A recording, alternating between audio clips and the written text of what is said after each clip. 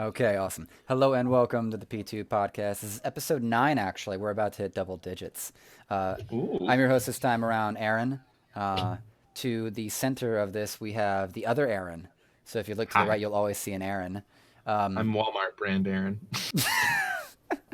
well, I do have an actual image with mine with turnip head.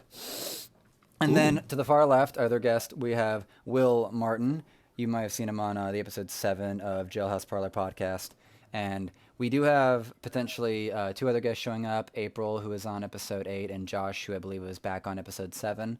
So they may be joining us later. But for right now, we're going to jump on into Aaron, who has been on his Table Nights stream, been trying out singing Disney songs and practicing that talent of his. We were just talking about Gaston, and the whole purpose of Oh, yes. the whole purpose of me singing this was more about trying to stretch out my range a little Yes. bit. It's a good choice. Which, yeah, because singing and voice acting, they're not the same, but they're intermingled, and a lot of the skills of either go into the other. So, anyways, I was talking about how Gaston was one of my favorite ones, because it wasn't about singing well. It was about singing like the characters, because I wouldn't describe LaFoe as someone who sings good. He's the short, stumpy guy from Beauty and the Beast. But he has a very unique, nasally, weird voice, which was fun to do. And then I did the villagers, and then I did Gaston himself, and there was like 4 seconds where I was the 3 girls who fawn over Gaston. Which that one I just did for giggles, because I cannot get my voice to sound like a woman. Yeah. Funny enough. After a certain point. Even though I did do screen readings as a woman and did a very good job. But yeah, it's been a lot of fun doing those. I think tomorrow, what was it that I had? I think it's actually not a Disney song. They're not all Disney songs. That I remember. You had Phantom of the Opera, I think, is one of them, right? Oh, God. Okay. Music of the night. Let me tell you, one, the guy does not sound good himself. Oh, wow. Like, to me, it's because that was his first time ever in a musical, which, as far as that goes, he did a fantastic job for his first time ever. But they casted that movie so fucking bad. It was insane, the choices they made.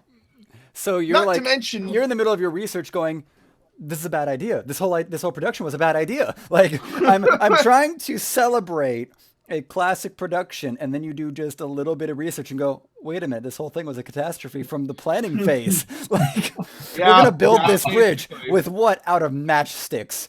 Any glue? No.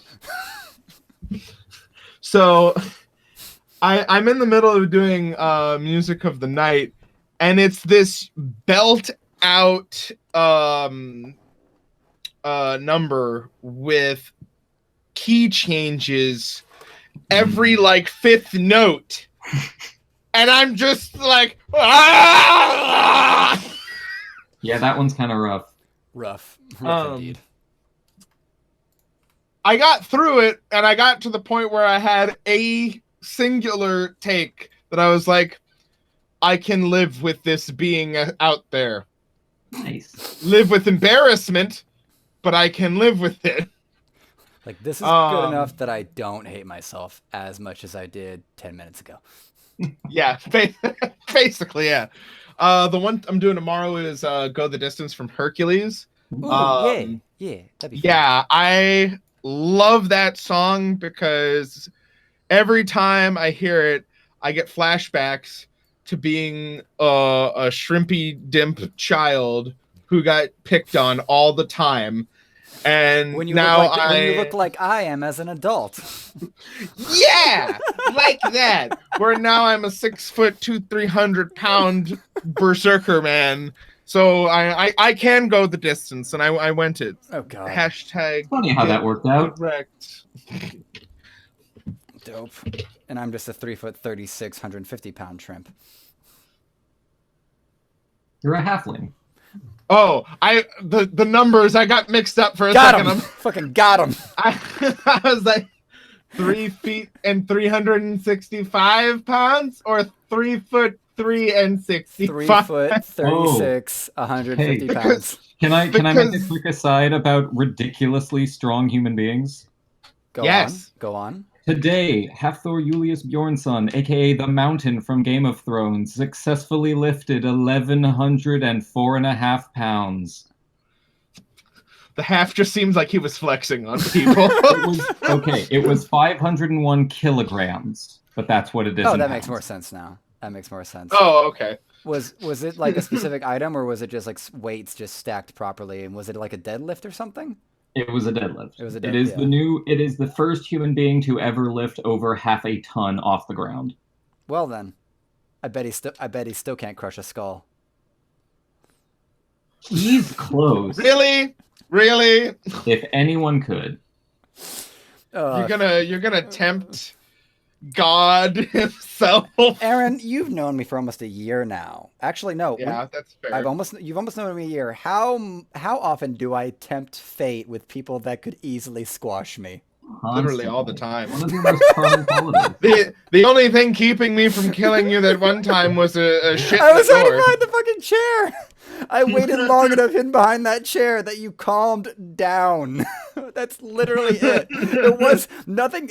Aaron, you can't tell me there's anything that convinced you. It's that there was enough time and you think I had ran far enough away that I'd learned my lesson, when in fact I was cramping behind an uncomfortable Disney chair in the fucking Animal Kingdom hotel. I would never have hurt you. I would have only Thrown put me you aggressively on the dangling- bed.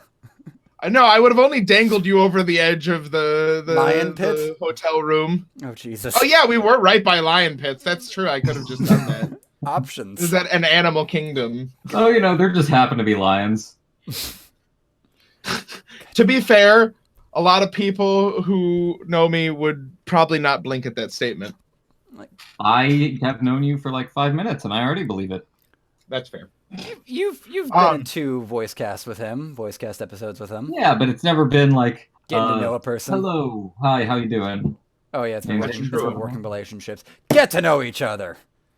Will, this is We're Aaron. working on it. We can only socialize so much. Frankie Fingers is in the hangout. Is that a person that is Oh, he's part of the no, cast? he's not. No, that's Gungan. Okay. No, we're fine. Just wanted to make sure. Word. But in other stuff, Tyler and I were actually finishing up the 3rd draft of a script that we've been working on. Nice. It's actually based off of a real role-playing game that I think I did. It's like, oh god, 7 years ago. Damn. It's a good number. but- Jesus. Yeah. So the character, his name's Thorrigan. He's part of this like pantheon, and the point is he got like cast down from his godhood by like his Fun. mom, Mhm. who is this conniving bitch who killed his dad by stealing his power, and then So, tried to do the same thing to Thorrigan. Ursula? Actually, that's a more apt description than you'd think. Because she is basically a Cthulhu monster, sort of. Nice. Always a plus. Actually, I will preempt this. I'm very optimistic on this relationship, on account of the you both have DM'd extensively. That's there. That's fair. I started DMing when I was 11, and I've been at it ever since then. Well over half my life now. Solid. God, I'm 26. I've gotten into it comparatively recently. Well, that's fair. Everyone talks like it's some difficult thing. It's really not. No. It's playing the game, but you just have more responsibility. I have And- literally made it a point of pride that I don't plan out my sessions. You don't have to. You don't have to. All The you players need is do their own. rolls, Yeah, their players do their own some stuff, books and you for the just. stats, and then you make it up, and that's the whole point. I mean, if I really am just like not caring, I let the players like wild misconjunctions guide about half the story. And then the other half of the time I roll something to randomly generate part of the story. That being said, I've done a lot of things where I do a lot more planning. Those are usually the more well-received games that I've had, but it's not it's for those watching. If you have ever wanted to DM but you thought it was something difficult or that only certain people could do, human beings at their core are storytellers. You'll figure it out. Aye, laddie. Motherfucker. Like, oh, no. Fuck me. Oh, there he is. Suddenly Fuck my phone. So, anyways, the story that we're doing is that he's trying to get his godhood back. That's like the whole thing. And like the genre is like neon space adventure. Ooh. I like that one. Yeah, me too. I actually got an artist for a comic of it to see if we can get interest for it prior. And also, a comic would be a really good storyboard. A comic is always a good choice. And then we would also have like on model examples for the characters. But yeah, we did the third draft today, had it read by a couple people. It actually was pretty well received. I think it's pretty funny myself, but then again, I'm biased. Hey, everyone's allowed to be biased about their own work. Right. I'm curious how this actually works out, because me and Melanie had actually reviewed several of Tyler's Unknown Plumber drafts, and I guess after reading like Pirates of the Caribbean's first draft when we performed that, I'm very kind of curious how your guys' script has turned out with both of you kind of working together and Tyler having someone to help him along, because I think he's got a lot of good stuff so far in his writing. But I'm very curious to see how you add to it, because I suspect that. Right. So the screenplay was by him. I did the story. It was from the game that I had played. It was actually, the funny part is the game that we had played was one of the first system that I ever designed and published, which is called Sweat. It's a piece of shit. Don't play it. It's really bad. Let's Play acquired. Is it on Steam? No, it's a tabletop RPG. It's on Drive-Thru RPG, and you can get it for free. Just look up S.W.E.E.A.T.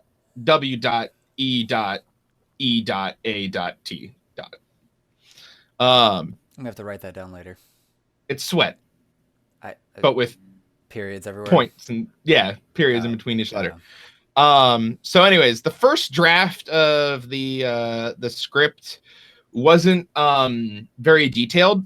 It was more like, and when I say not detailed, I meant the choreography for the action sequences, as well as the set dressing.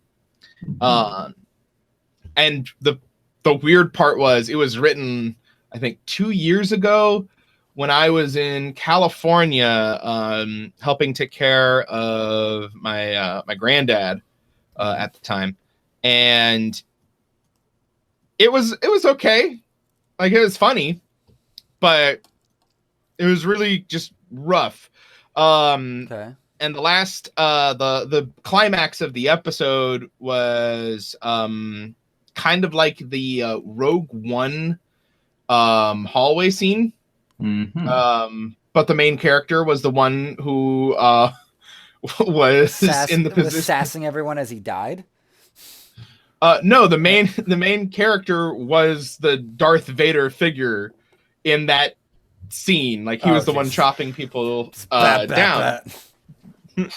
Plebeians. And then the final fight was him versus like just a slightly above average soldier, Okay. which I thought wasn't enough. So we come back to it during COVID because I've been working on like 1,000 things during COVID because I have all this free time now. You're actually far more industrious than I think you took yourself for when you had like a certain reflection moment. Because you were like, yeah, Aaron, you are like me, but with way more industrious or something like that kind of verbiage. And now like I'm fascinated by someone who doesn't have a regular job, like a 9 to 5, because I have never been able to live a life or be in unemployment, or at least not have a very clear stability income piece, and be hyper productive. Like I've come to understand I've needed to have the jobs that I've had that are very low demand and fit the right scheduling so that I can be hyper productive on all the other free time. You on the other hand, as far as I know, don't have like a 9 to 5, 40-hour a week job like I do, but still you're like hyper productive and nah. If I make 500 bucks in a month, which is my rent, and the rent covers meals provided by the people that I pay from. I don't give a shit. I will literally just make the $500 I need to survive a month, and then I'll fucking use the rest of my time on stuff that I actually want to work on because I can't deal with it. So anyways, the last part of the fight is him versus like a standard a slightly above average soldier, and then there's a reveal of like his rival at the end of it. So we come back to it, we read it, and I realize there's a lot of parts that I wanted to see but weren't there. So I gave Tyler some notes, and he took them to heart. He's really responsive to feedback when I've worked with him, and I think it's because he knows I respect him very deeply. Like I would never say this is stupid, you're dumb. I'd be like, this, I don't think this works with that idea. We should try something else. I'm never a no silenced. The worst that I'll get is no, but and offer something else. Most of the time, I'm a yes and that's kind of guy. There's certain groups I think I've ran into recently or seen recently where it's like you guys don't have a yes and mentality, and it kills everything you do. Oh yeah, that shit is fucking poison in any creative endeavor because well, not even like creative. Like people always want to like throw that in because it's an improv principle, and so it has evolved into a creative principle in the creative arts. But a yes and mindset is so essential to any endeavor, work related or not, because there's like the thing about creativity is that it's effectively problem solving until it gets to like an artistic thing. But even then, art is the problem solving of trying to convey things that you cannot put into words. Because art reveals, and then eventually philosophers will articulate, and then society will entrench it. And that's a very, very eloquently put modem of transfer from art to the societal level. The first two parts I stole from someone. The last part is like the reality of it, or at least is what ends up becoming down to like day to day. Right. So like, yeah. So he wrote the second script, and everything was way more detailed. There was color pretty much everywhere, which if you're doing anything in a neon setting, it's crucial to have color in the script layout. Okay, so let's do this for me, but the layman. Neon sounds like it's a specific genre. Is it a specific genre of sci-fi, or is it a specific palette in mind for what's going to be on screen? It's both. Okay. Neon sci-fi is really, neon is just a tag you add to a different genre. Because you can never have just a neon genre. Unless you're literally just doing colors and shapes as a thing. It's only a secondary genre to something that is a primary genre.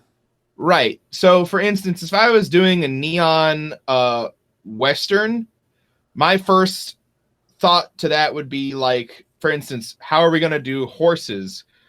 We can make them like alien looking horses with like extremely flashy palette tones. Yeah. So at the end of the day, that to answer the question that you had, was it's more about palettes, like the visual colors you'll see on screen. Yeah.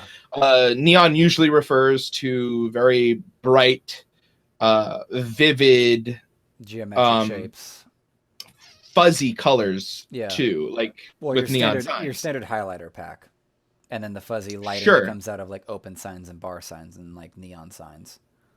Right. Yeah.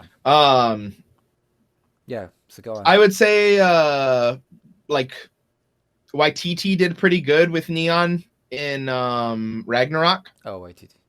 Yeah. Yeah, you could see that as it's got some neon elements in it for sure in terms of the palette.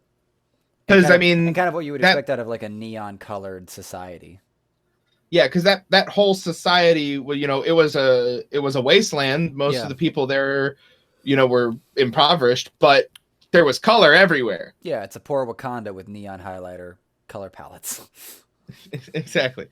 So the color that he put into it, I was very supportive of, because that supported the kind of imagery I was going for. And then I talked about how why was Thorgan, which is the name of the primary character, there, and we had discussed it, and we ended up that he had been there for a while because he didn't know exactly how to use like his mortal body.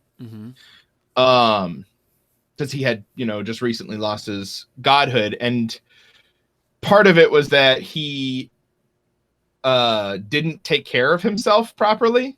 Nice. Like, he was clearly a very strong person, but he was built more like a barrel now because he didn't understand the concept that a mortal body needed to be worked out constantly. Yeah. To not get movies. Well done. Well done. What? Well done. Oh, I thought you said hold on. I'm like, what? No. Like, well done. Well, soft burn. So we decided that he's been there a little while. He doesn't have any of his like normal stuff. Odds are that the security guard sold most of it. And he's stuck in like this orange jumper, like a prisoner. Yeah. We ended up giving the security guards a lot more personality in their writing, as well as like the warden for the place. And the final fight scene, we had it versus the guy who we were going to establish as his rival. In the last one, and we were just like, why don't we just have him fight that guy anyway? The guy who brought him to prison. So we wanted, when we were looking over both of the drafts, there were parts that I thought were better in terms of the writing for the first one, and parts that I thought were better for the second draft. We kind of mishmashed it for the third one, as well as writing out the rest of it. We added a scene with a mech. We put this point in the hallway scene where the camera goes back and forth between Thorgan and his rival, showing their differences, because they're two sides of the same coin. Thorgan has honor in the sense that he has a personal code, whereas his rival has honor in the very historical sense, where his honor only comes from doing what is told to him to do by his lord, or the person he works for. Thorgan is very creative and skilled as a warrior in a very non-conventional sense. Like, he'll murder someone with a light bulb 20 different ways. And his rival is one of the best swordsmen in the galaxy, but like by the book. entirely. He doesn't deviate. You have like a Samurai Champloo difference in... Exactly like that. I hadn't thought of that while I was doing it, but that is 100% the kind of vibe that I was going for. Word. So while Thorgan's like ripping and maiming in the hallway, the shot goes back to the ship that the rival's coming in, and he's doing a tea ceremony. So, you know, like prep for battle. I prepare for battle with green tea. And we added a little bit of extra mojo in the final fight to the rival, which I thought was a cool addition. I don't want to give away everything. No. And then we took away from Thorgan, because in the second draft, he was written with magic. Yeah. And I was like, no, not yet. He's just turned mortal. He needs time to get his powers back. He cannot become 7th season Ichigo. He must be 1st season Ichigo first. Yes. And then he has to get depowered and go through the Fullbring arc, which he'll absolutely hate. And we'll all remember as the best arc ever. Yeah. God, I could only hope that... Will he also turn into a ghost demon? Probably not. I have not caught up on that series since I can't remember. Captain just announced that the anime is going to be doing the last arc. Only the last arc? Because the the anime had done everything up until the last arc, then it ended like almost a decade ago. The manga ended a decade ago? No, like 5-6 years ago. Okay, because I only got to where the one captain finally got the Shikai of his weapon, and I screamed like a little girl for 5 minutes straight. Kenpachi? Yeah, Kenpachi, when he finally got the Shikai, or maybe the Bankai, of his weapon, when there was the major invasion or whatever. I got to that point and I stopped because I got tired of either trying to find new manga sites to read it for free or waiting like week to week or month to month for new episodes. So I just fell out of it. Weeps. I didn't. You can shut the fuck up. My friend was the one who owned the kunai. I had that's a true weeb. That's a true fucking weeb right there. I had ninja stars because my dad gave me weapons, not because I loved anime. I'm sorry, weeb light. Well, yeah, but you actually have professional. Yeah, there you go. That's what I thought. And I'm a hipster. And so then we gave Thorgan a creative solution to the fight instead of magic. Because that was my whole point in how Thorgan was a good fighter. You don't need that. What's that called? Where everything just fixes itself. Deus Ex Machina. Yeah, Deus Ex Machina. God. God from the machine. Oh no, you don't. Okay, so like Ransom Riggs did this trilogy of what was initially a great concept for a fiction, with the Mrs. Peregrine's peculiar children or whatnot. It's a great beginning concept. Unfortunately, the main character is not likable nor relatable, and by the end of the third one, I see nothing but Deus Ex Machina everywhere for this character, and how much his ability just like outreaches. It's just that happens. Oh, it's so sad. Not if you're a good writer. Not if you're a good writer. Well, Terry Goodkind was apparently a really good writer for The Wizard's First Rule, and I just finished Warheart. I've read everything for the main series of Richard and Kalen, and by the end of Warheart, I'm like, oh, it's the same formula every time. They never... Oh, man. Oh, man. Yeah, that's about. I need a drink. This was Bailey's and milk to warm me up before I go get my Fat Tire beer. Son of a Fat Tire beer. Yeah, it's a Belgian ale, I believe. It's good shit, motherfucker. Sounds tasty. Tis quite good. Will, how goes the rats? Good. I'm just about to use my nuclear howitzers for the first time. I'm very excited. I hope you'll be done with that soon. No. I can always pause it.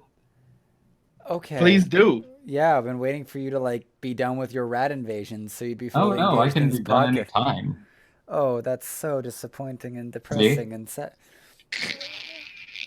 You always have wildly different expectations to the reality. I do. I expect fully engaged people on a podcast, not some man holding like plague level warfare. What about a man holding a brush? Or a comb. I have no comb or brush, but I can measure a situation out pretty well. Good man. I have 2 combs. Oh, well, fuck. All right, I'm done. Well, okay, well, I will, no, I will letter open you to the end of time. Oy vey. Oh, goodness. So welcome to the P2 podcast. Son of a bitch!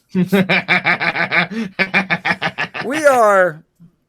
Oh, shit, it's so sad. I missed like 15 minutes of recording, but like, we've been live for 40 minutes now, and now you introduce it, you son of a bitch. Oh my gosh. Seems the appropriate. It seems apropos for you to be half engaged for this duration and then finally jump in. So it's more like I'm very engaged with 2 different things. You overestimate your ability there, Goat Master. You overestimate your my abilities. Power. Oh, god damn it. Okay. Let's jump into another product line that's happening. I don't know if Pseudo's going to really be a part of it anymore, or if Tyler's going to be able to take it on, but how do we feel so far with the voice cast podcast? I've been having fun with it. Yeah. Same. Have we decided it's nice to have a big group activity. Word. Yeah. And Have we go ahead. Decided for the next week what we're doing? Yeah, that's my current question. Do we have any options? He had Avengers. Avengers was a head runner. The first Avengers movie was a lead one. Oh god, that'd be amazing. The other one was the second or third. Everyone scrambles to be Tony Stark. Kind of. But then you kind of have to go around and ask the question, who's the most Tony Stark personality in real life? You. Exactly. That's the point I'm getting to. I win Tony Stark by pure parallel. Yeah. By pure parallel. Under the Hulk. You can. Who's Captain, though? Who would be the most Captain America out of like... Ooh. Is it Melanie? I kind of want it to be Tyler. Kind of, but that's a very drunk Cap. Okay. I want to see the interpretation. The drunk it's the Cap who hangs out with Thor all the time. Well, the angry Tyler could also be good as Stark, or not Stark, Agent Samuel L. Jackson's character. Can we have either Melanie or Fury, Sam be Loki? Who Sam or who be Loki? Melanie. Melanie, do you want to be Loki in the Avengers? Yes. She wants to be Loki, so that's decided. We're deciding this cast, and Tyler has no say right about now. Like, we're deciding. I thought the point was to do it random.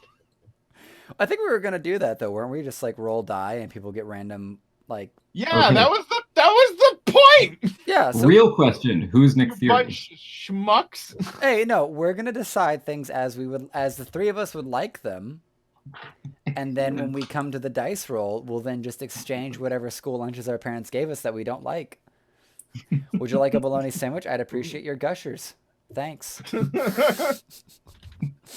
Not wrong. Fair. If the trade is deemed fair by those that are engaging in the trade, then no one can say anything about it. Exactly. It's more like guidelines. So who is Nick Fury so far out of like the cast that we've had? That's what I was asking. Does Marl do like a good angry black man? Probably not. So I imagine that she'd do it anyway. Right. Aaron, what are you tonguing out over there, bud? Just the conversation. Yeah, there's a lot going on. Okay, who does Aaron play out of? Like, does he play Black Widow or Hawkeye? I kind of want to see him do both, but he'd be good for either. Thank you. It's because I'm beautiful and I'm deadly. Okay, question: Who gets to play Coulson? Oh, who gets to die? Who wants to die? Who wants to die? Oh, geez. We haven't had enough. The person who has to leave first. Right. Yes. Right.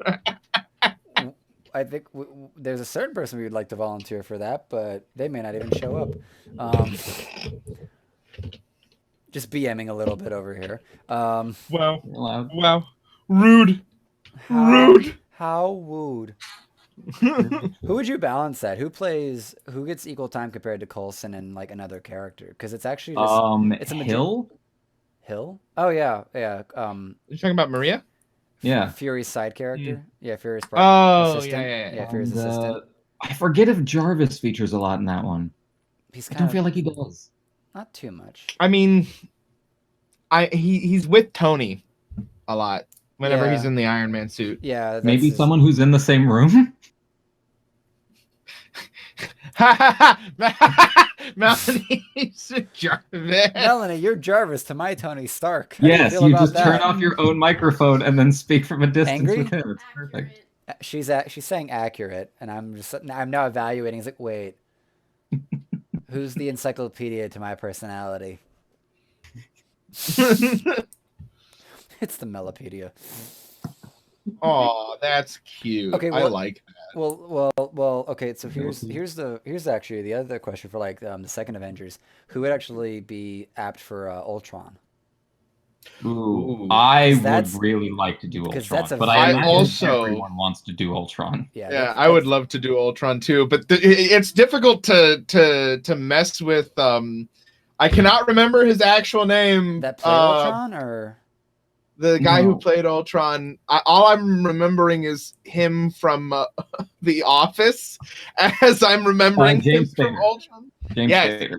It is hard to keep up with the uniqueness of that man's voice. I can kind of pull it off if I'm given a minute. Okay, I'm about to break this production because I have Discord on full screen because that makes sense. Yes. Well, for capturing on OBS and everything. Welcome you to the YouTube podcast. But it also means I can't really mess with anything on that screen, including the Discord itself. Right. So I'm actually, let me go ahead. I can do this. Let me just grab another. I'll always love how James Ultron's Spader? like, drop a meteor on the children. James Spader? Yeah. It's like, oh, what are those? Yeah, the funny thing is, he has such a weirdly intimidating voice, but he's such a doughy ball of a man. He doesn't want to be mean. He just can't help himself. Wait, James Spader was in The Office? We barely watched that. Yeah, Robert California. That was his name. He was, wow. Near the end of it. He looks like California. Is it Boston? No. Which one is it where he versus off against William Shatner? He looks like a douche as that character. Oh, he was. It was pretentious beyond belief. Oh, I need to hear voices. He's really good at that if you couldn't tell from Ultron. I feel like Ultron's pretentiousness was earned, though, because he was a mixture of Tony Stark, Bruce Banner, and Jarvis. Yeah. I know. All right. Oh boy. I wish I'm not gonna play anything on this, but I kind of want to hear him in other roles to hear him properly. But yeah, look up him talking to Danny Crane. Danny Crane. We'll get to that. YouTube. I'm just gonna search this up right now. Don't mind me. Danny Crane versus James Spader. Yeah. James Spader meets Danny Crane, and watch later. We'll get to that later. Wait, what? I have an adorable cat. Okay. Okay, there it is. He named it something else. That's why it was so difficult for me to find. It's on May 8th, so what is it? We've only got 6 days. Yeah, to figure out like who's playing what and go from there. So yeah, the Avengers as 100% one. Yeah, so gonna have to figure that one out.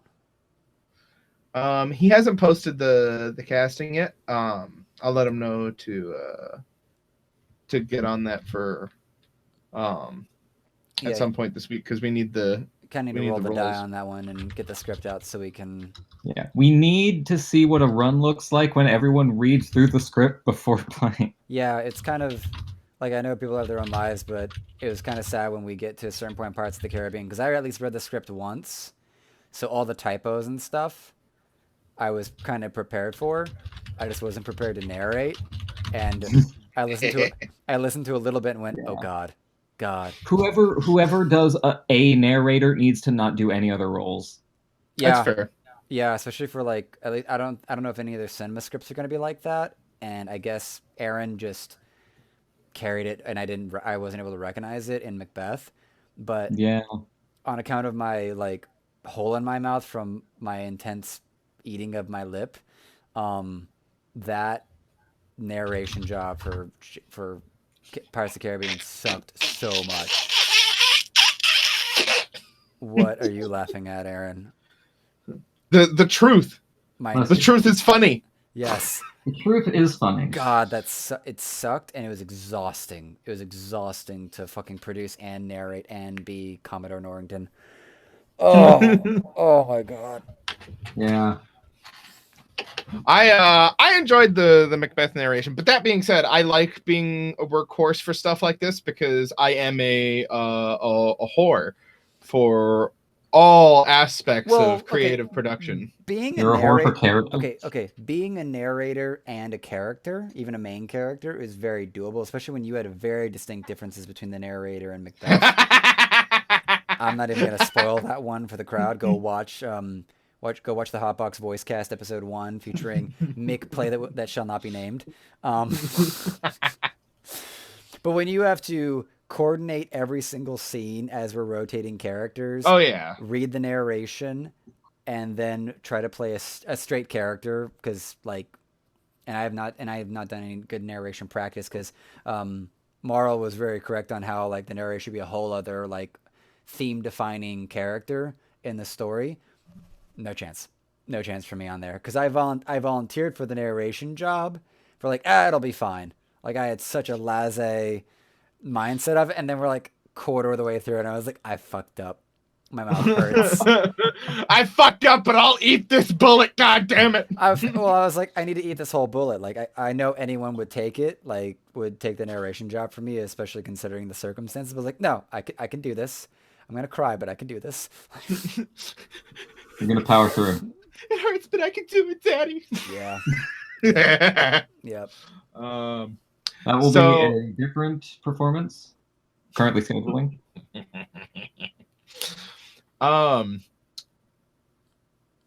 But yeah, for the second one, who's gonna be Quicksilver? Who dies in that one? Right. Who can put on a really bad Russian accent? Well, who's playing Wanda Maximoff? That's Vidania, brother. Okay, it's a brother and a sister. Do we want to do anything with that? Is this Pornhub or?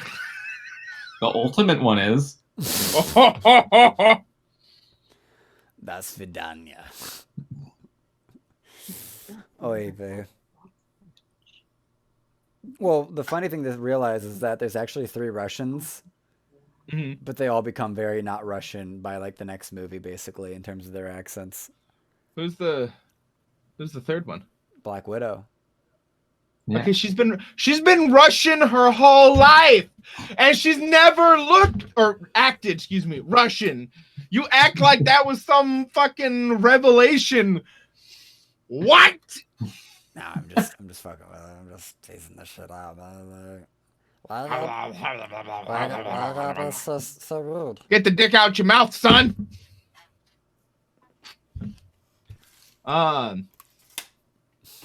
If I was to pick something for myself, characterized for the Voltron, or we're talking about just the Avengers in general, I guess. Okay. Okay. So on down the line, who plays Thanos? Oh, You have to rotate that role between movies, though, bruh. Like it's such a it's just such a sought after. I found the word sought after role. Question: It's such a shit after role. Do we have different people play the different timeline Thanoses? Oh, for Warrior Thanos. One plays Infinity War, one plays Endgame. Yeah, well, the Endgame Thanos sounds like, "Hello, I'm Thanos. I've come to kill you, Stark, and your whole planet. But you can call me Beals." See, now I just want to see that performance, but Thanos as Mike Tyson. Well, wait. I'm trying to conceptualize his voice in my head now, and I can't. Oh, Jesus. Like, I'm gonna break it, Thor. I'm gonna break it for you. You should have gone for the head. You should have gone for the head, motherfucker. Should have gone for your head. I'm inevitable. I am inevitable. I did a duty.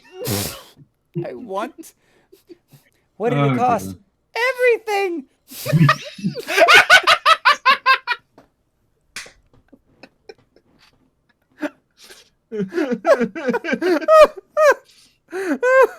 Sold.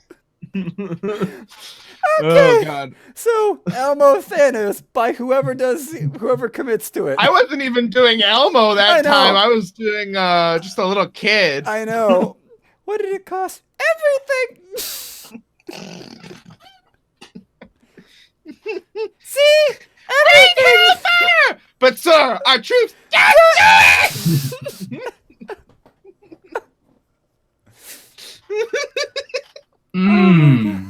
This is not Elmo's okay place. Look where that led you. Back to me. Yeah. I mean, to be fair, Thanos almost looks like. I need to like capture these movies and then just like clip over our voices over the audio.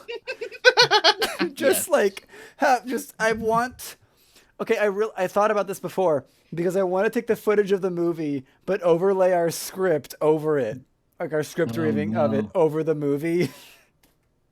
And see how far that goes before it copyrights down to hell. Because I just don't see anyone but Warner Brothers getting so fucking mad as like, oh, here's our movie, but with none of the actual audio of the movie. But it's idiots, it's amateur voice actors trying to voice act through this fucking thing. Yeah, but we're not putting on a performance. We're just doing our own rendition. Basically. Yeah. Like I think that falls under. It feels like it would fall under Creative. Yeah, Creative Commons. Yeah. Because technically, we're doing a parody. Practically. Yes. We are so untalented, Warner Brothers. This is, in fact, a parody of your shit. I don't think you understand. We're terrible. They're making money. I want to see if we could make Superman versus Batman any better. Ooh. I was about to say that about Ninja Turtles. Oh, God damn. See, we have noses. It's already better. Ooh. There's less explosions by default because it's my spare bedroom. We just need someone on the soundboard hitting an explosion every 5 minutes. That I need to figure that. I need to get that secured. That's pretty tame. That's pretty tame for a Michael Bay production. Right, a soundboard every 5 minutes. Right. Need a sound. Yeah. I think you mean every 2 minutes, sir. Right. Need so. And that's being quaint. Being generous. If I were to play a role out of like all the possible Avengers roles, Drax, I'd like to play. Yeah, Drax that's solid for you. That's very solid for you, both in like personality and physicality. Yeah. I don't think I'd be a bad Hulk. I don't think I could do Banner though. I can do both. Yeah. Who would play Groot? I think, okay, so get with me on this because you guys have seen me both in my most confident and my least confident. So I think that actually makes me great for Star-Lord. Yeah. Yeah, that's fair. Okay, listen, I want you to be the trio of Tony Stark, Star-Lord, and Doctor Strange. You want me to be all three of those? Yes. Oof. Just the assholes assholing each archetype. But like, I get to argue with myself, and I do that every day. Like, yes. I get to argue with two other versions of me. It's like I have more mirrors to watch me fuck. Yes, and one of them with a very intense English accent. I just need to listen to Eddie Izzard just long enough to get an English accent running.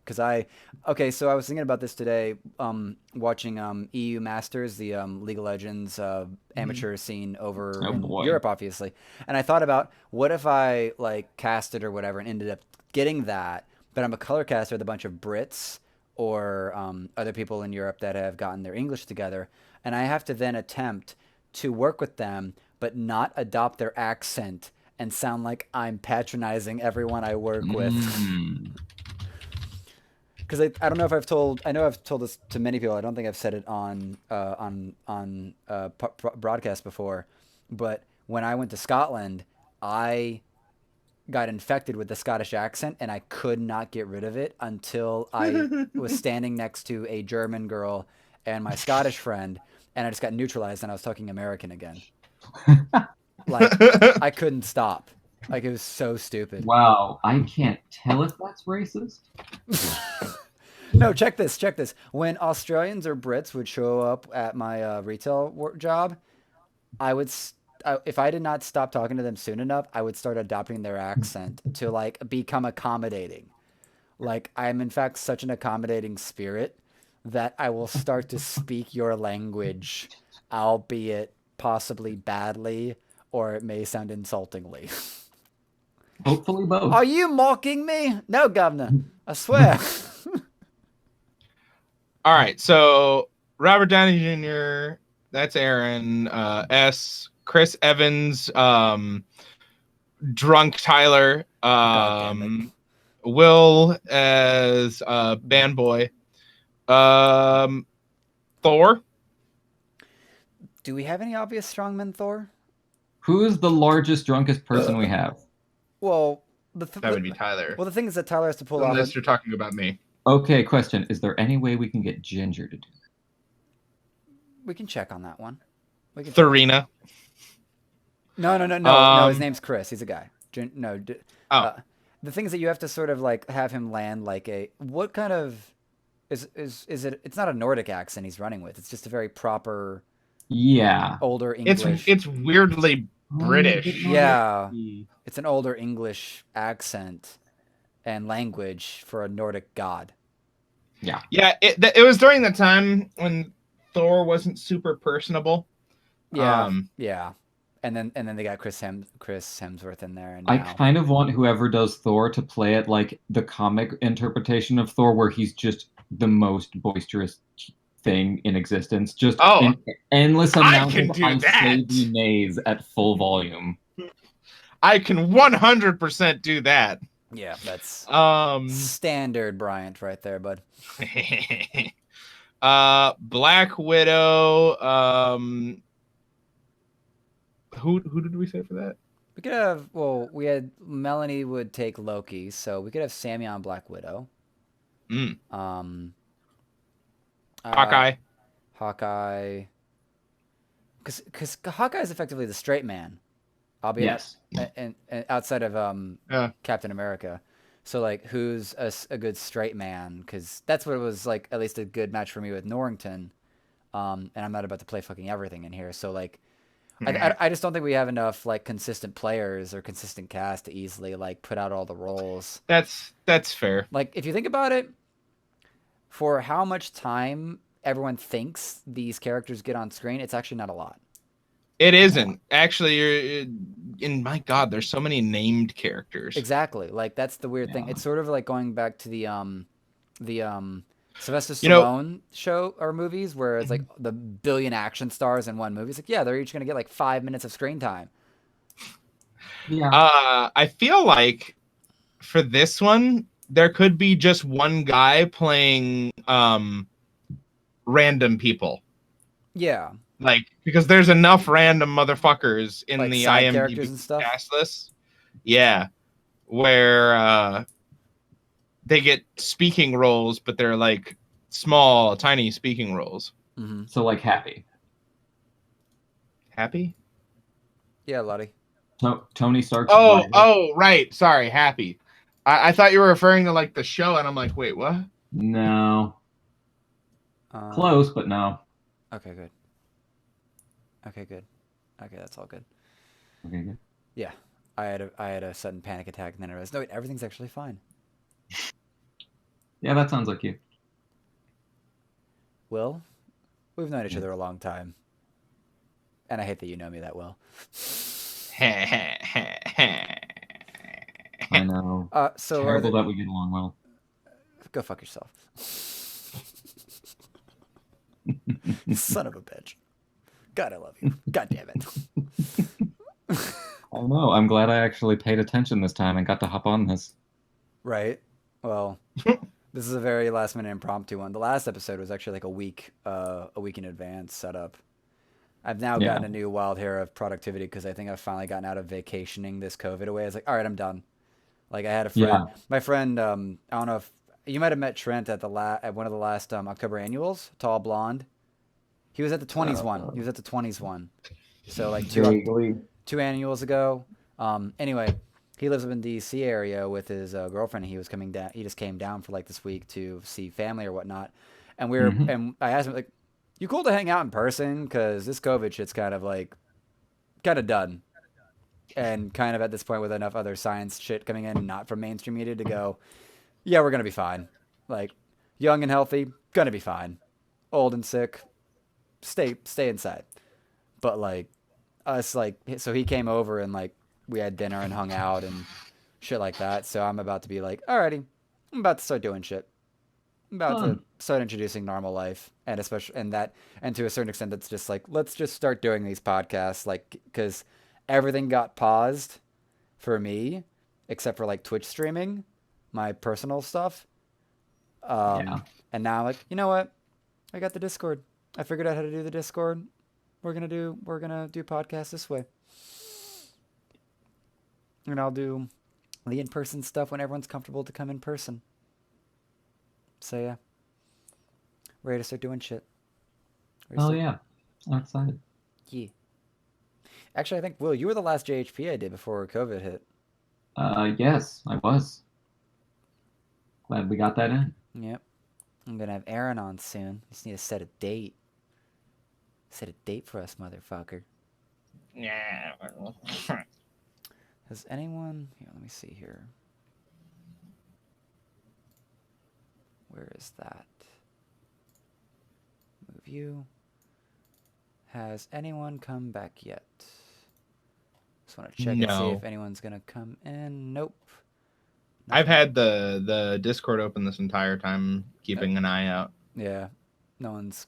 Well, I still need to fix that. But no one's messaged me or anything either, so... Looks like we're still just chilling, the three of us. All good. I've been enjoying it thus far, and we're already an hour in, so... Same. What do you guys want to talk about? Well, has anyone seen the newsroom? Because I keep trying to push that into the voice cast. Newsroom? Yes, it's an Aaron Sorkin series. No, can't say I have. Oh, bless. Has it? You very likely, because it keeps rotating like once a year. It's the other guy from Dumb and Dumber, not Jim Carrey. It's the other actor. I don't know. He's in an auditorium and he gets asked by like this young college girl like what makes America the greatest country in the world, and he just goes on this big tirade about how America is not the greatest country in the world anymore. Yes, no, I've definitely seen that one. Yeah, that's an opening scene for the series basically, and that's because Aaron Sorkin, if you want to know, he wrote The West Wing, Newsroom. I can't remember what else he did, but I love him in terms of his dialogue because his dialogue for most is way too fucking fast. But if you recognize real dialogue is that fast because it's actually everything we say, especially in very intimate situations like working in the White House, is steeped in layers and layers and layers of knowledge that's already in there and a part of the character. Yeah, it's inside jokes and context. Yeah. All sorts of stuff. Like a great way to see that done in a comedic setting is if you watch Archer. Yeah. But you watch if you watch season 5 of Archer, you have no idea what half the jokes they're talking about are. And I like my dad, he said, yeah, I saw an episode of Archer. I thought it was really dumb. I had no idea what was happening. And I'm like, oh, the show is made of inside jokes. You can't start randomly somewhere. Here's the funniest thing about I think it's most series culture, like because Letterkenny I think is like this. Episode 1 is where 90% of the culture's joke comes from. Most of the things that we quote from Archer are from episode 1, actually. If you've ever rewatched the series, most every joke that is shared by people that love Archer is from episode 1, and the same sort of goes forward with Letterkenny. And they reuse the joke apropos throughout the whole series. Yeah. Well, my favorite thing was where phrasing got its own in and out part in several seasons. God, I love that. Also, in and out phrasing. Ha! Yeah. And it's like, wait, phrasing. Are we not doing phrasing anymore? Like it's his own fourth wall break. Like Archer's his own Deadpool to his own show, basically. Oh God, it's phrasing? Well written, very well written. Are we not doing phrasing anymore? Seriously, are we not doing phrasing anymore? Fantastic. The newest season where it's I need to catch it. The space adventure it's better than the pirate one. Oh, okay. I thought that series was I thought it was gonna be done like a while ago or something. They had intended for it to end when Archer died. Usually a good exit point. Yeah. But he came back. They also wanted to do a bunch of like other genres. And that's what these other seasons are. They just bring Archer back to life and keep going. Oh, no. This is in the context that these are all just disjointed. I think the first one, they try to incorporate that he might still be alive and that the entire thing is a dream. Excuse me, but when they go to the second season of it, they make a joke about how that was a thing and how it's not a thing anymore. And then they don't even reference it in the latest one. It's just disjointed stories told with the Archer cast. And once they threw away the pretense that Archer might come back and go to the spy setting again, it got way better. Yeah, like they had to go through that transition of like, we had this main story happening. We have to divorce from this main story setting, keep the characters, but now put them in another universe practically. Yeah, the LA Noire series that they did is the first one after Archer gets shot, doesn't die, quote unquote. Mm-hmm. And they actually have flashbacks and forth of him in the hospital. Yeah. Trying to piece together like some other something for him to come back from. Yeah. But the whole season's done, with the noir setting, and he's trying to find out who killed his partner, Woodhouse. Yeah. And then the season after that, I think it's called Danger Island. That's the one where Pam's a parrot, and Archer is a pilot, who's the guy? Burt Reynolds is a Burt Reynolds style pilot. Oh God. God, this fucking series. And then the most recent one is the space adventure, where his mother is literally a ball of light. Pam is a giant rock monster. I feel like this writer just wanted to. I feel like this writer wanted to go into crazy areas, and he's like, I want to keep the same voice actors though. Because that cast has so much chemistry. Oh God, it's stupid. And they earned it. They earned that chemistry. Like they had it a little bit at the start, but it just got better and better throughout the seasons. As they just they work together better.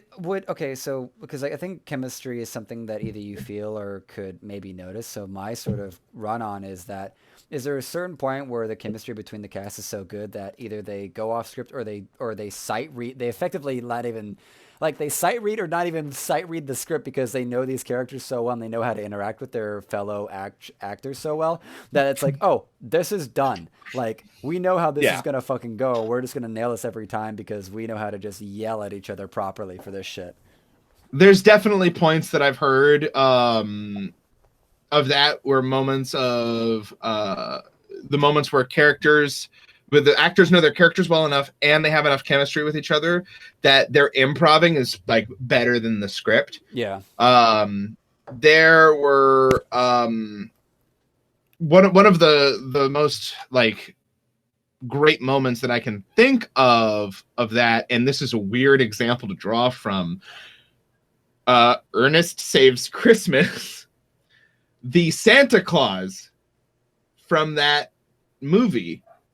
Strong one of the best Santa Clauses I've ever seen from an emotional actor standpoint.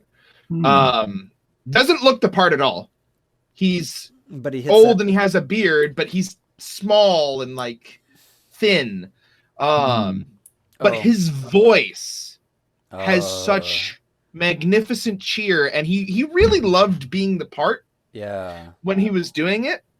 And there was a line that he did that was like, if someone had wrote it, it's a terrible line. And he says the same thing twice. I can't remember the specific line. And even if I did remember it, me saying it would just make it sound stupid. Yeah, you'd have to hear him say it. Don't retell the joke, basically.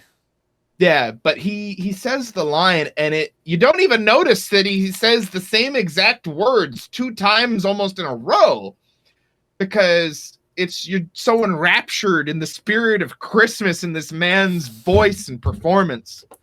And it's an Ernest Save fucking Christmas. I'm not mad. Speaking of Christmas, did any I'm not crazy, you're crazy. Did any of y'all see that animated Klaus movie? Which one? It was this past Christmas. It was an animated thing. I think it was only on Netflix, right? Yeah, I think it was on Netflix. Yeah, where I have not seen that. It's an origin story for Christmas and Santa, and it's pretty good. It's pretty good. Is it based off the weird like claymation movies? Because I remember seeing something that reminded me of it. How does the claymation play out with its story? The claymation movies from like the 70s. God, that was 50 years ago. True. It's no, it wasn't the 70s. It was like this. Stop referring to dates and making us feel old. Get to the story question that I asked. Okay, so like Rudolph the Red-Nosed Reindeer, that it was a claymation of that. There was a bunch of them done in the same style. Yeah, I know you're talking about there. It's not with a God, I can't remember the name of the like directors for that. Hold on. No. This has a postman. This has a British postman as helping the origination of Christmas. Makes sense. The 1964. What was the director? The director Larry Romer. The Larry Romer Christmas specials, where they all had that same weird claymation style. Yeah, with the dentist for an elf. Yes. Yeah. Sorry, the remembrance of it makes me feel more whole. Dude, those are the movies that are on like my VLC playlist for like these are all the movies that are gonna be playing on that TV with the spare PC for the whole 2 months after, like, from the end of Thanksgiving Day to the end of December. These movies will be cycling through that VLC playlist. So when you turn that TV on, it's gonna be Uncle Buck, Home Alone, fucking any Christmas thing I can fucking find. Phenomenal. Yes. My relationship with Christmas is far more confrontational due to my retail experience. That's where I'm glad I left retail. Yeah, no. I did retail for 2 Christmases. I'm just like, I'm gonna murder someone during Christmas. I don't want to be the guy who murders a man during Christmas. Yeah. I just want her to stop singing. All I want for Christmas is you. Yeah, that is the worst. Stop it. Okay, top 2 worst. Okay, let's go. What are the things that we hate about Christmas? This will be a great list. 2 things I can easily list off working in at least, let's say regular grocery retail, because I'm not going to name my place of business until, well, for a while. 2 worst things. The repeating music over and fucking over again, which I think most people hate, is that we love the songs, but then we hear them 50 times because we don't change radio stations. The other thing, especially when you are working at the front near the bagging, is that you hear the Salvation Army bell ringing endlessly, day in and day out, until the new year. I think that's the one time you might say, fuck charity, get that shit out of my house. Well, to be fair, the Salvation Army is one of the worst charities in the U.S. Most charities are, well, charities, I think, well, we can debate that altogether. I think people, like, fail to understand, like, 90% of a business is making the business run. So even charities can only get, like, 10% of the charity. Oh, it's got nothing to do with the amount of charity that, goes to the charity. It has to do with their, like, gay bashing. Their moral, their personal stances, the company stances on. Their horrific moral stances, yes. We would like to help out our communities. Also, fuck the gays. Yeah, basically. That's my problem with them. Listen, it's one or the other. Wait, what? It's one or the other? What do you... Wait, what? I'm confused. Will... Are we fucking the gays or helping people? Is that the one or the other? You can do both. Yeah, that's why I'm confused. I've fucked the gays and helped people, just not in the same way the Salvation Army has. You don't know that. I don't know why I'm on your train, Will, but it's a lot more fun than I thought it would be. Choo choo! Fuck the gays and help them.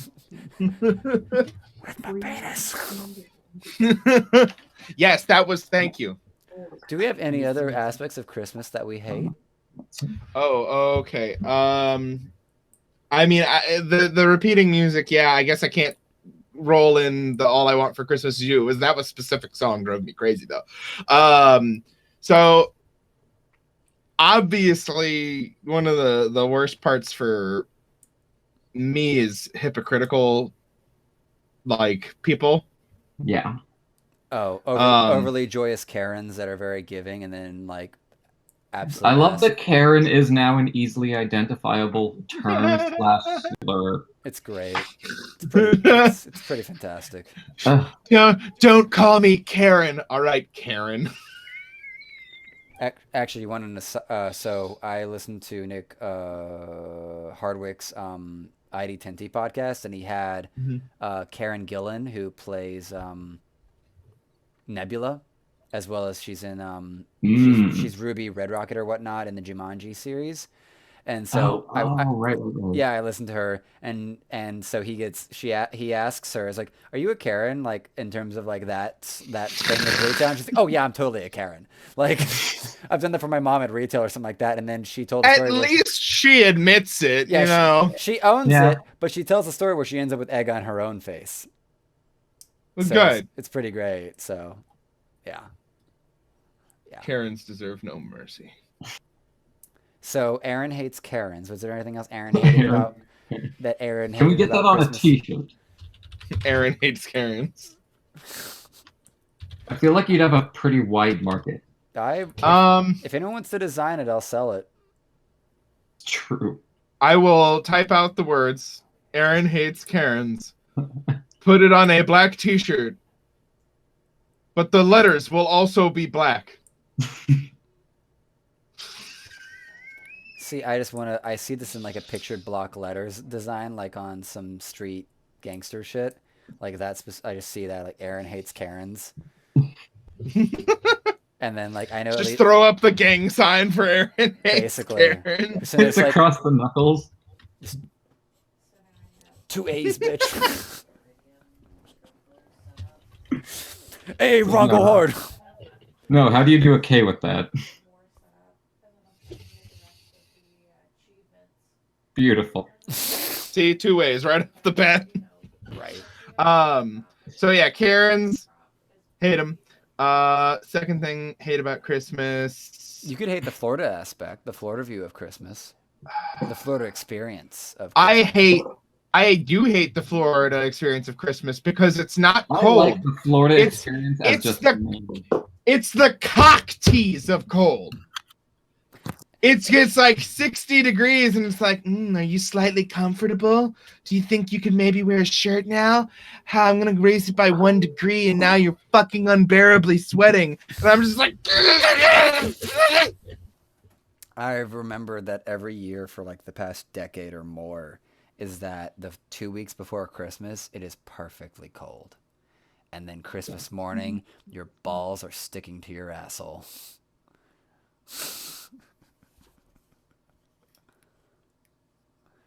Are you all muted? There we go. Okay.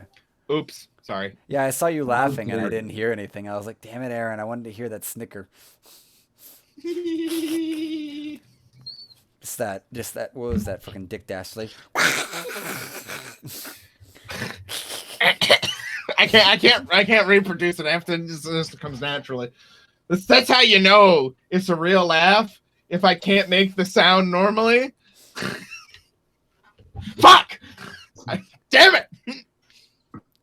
Will, do you have anything you hate about Christmas? The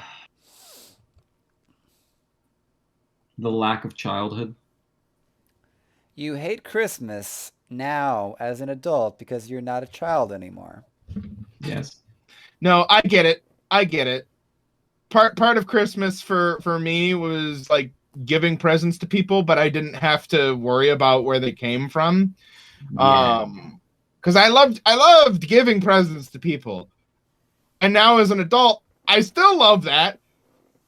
But they cost money. And then you have to get more than $500 and fuck that shit in a month. Well, I would just make things for people now. This is true.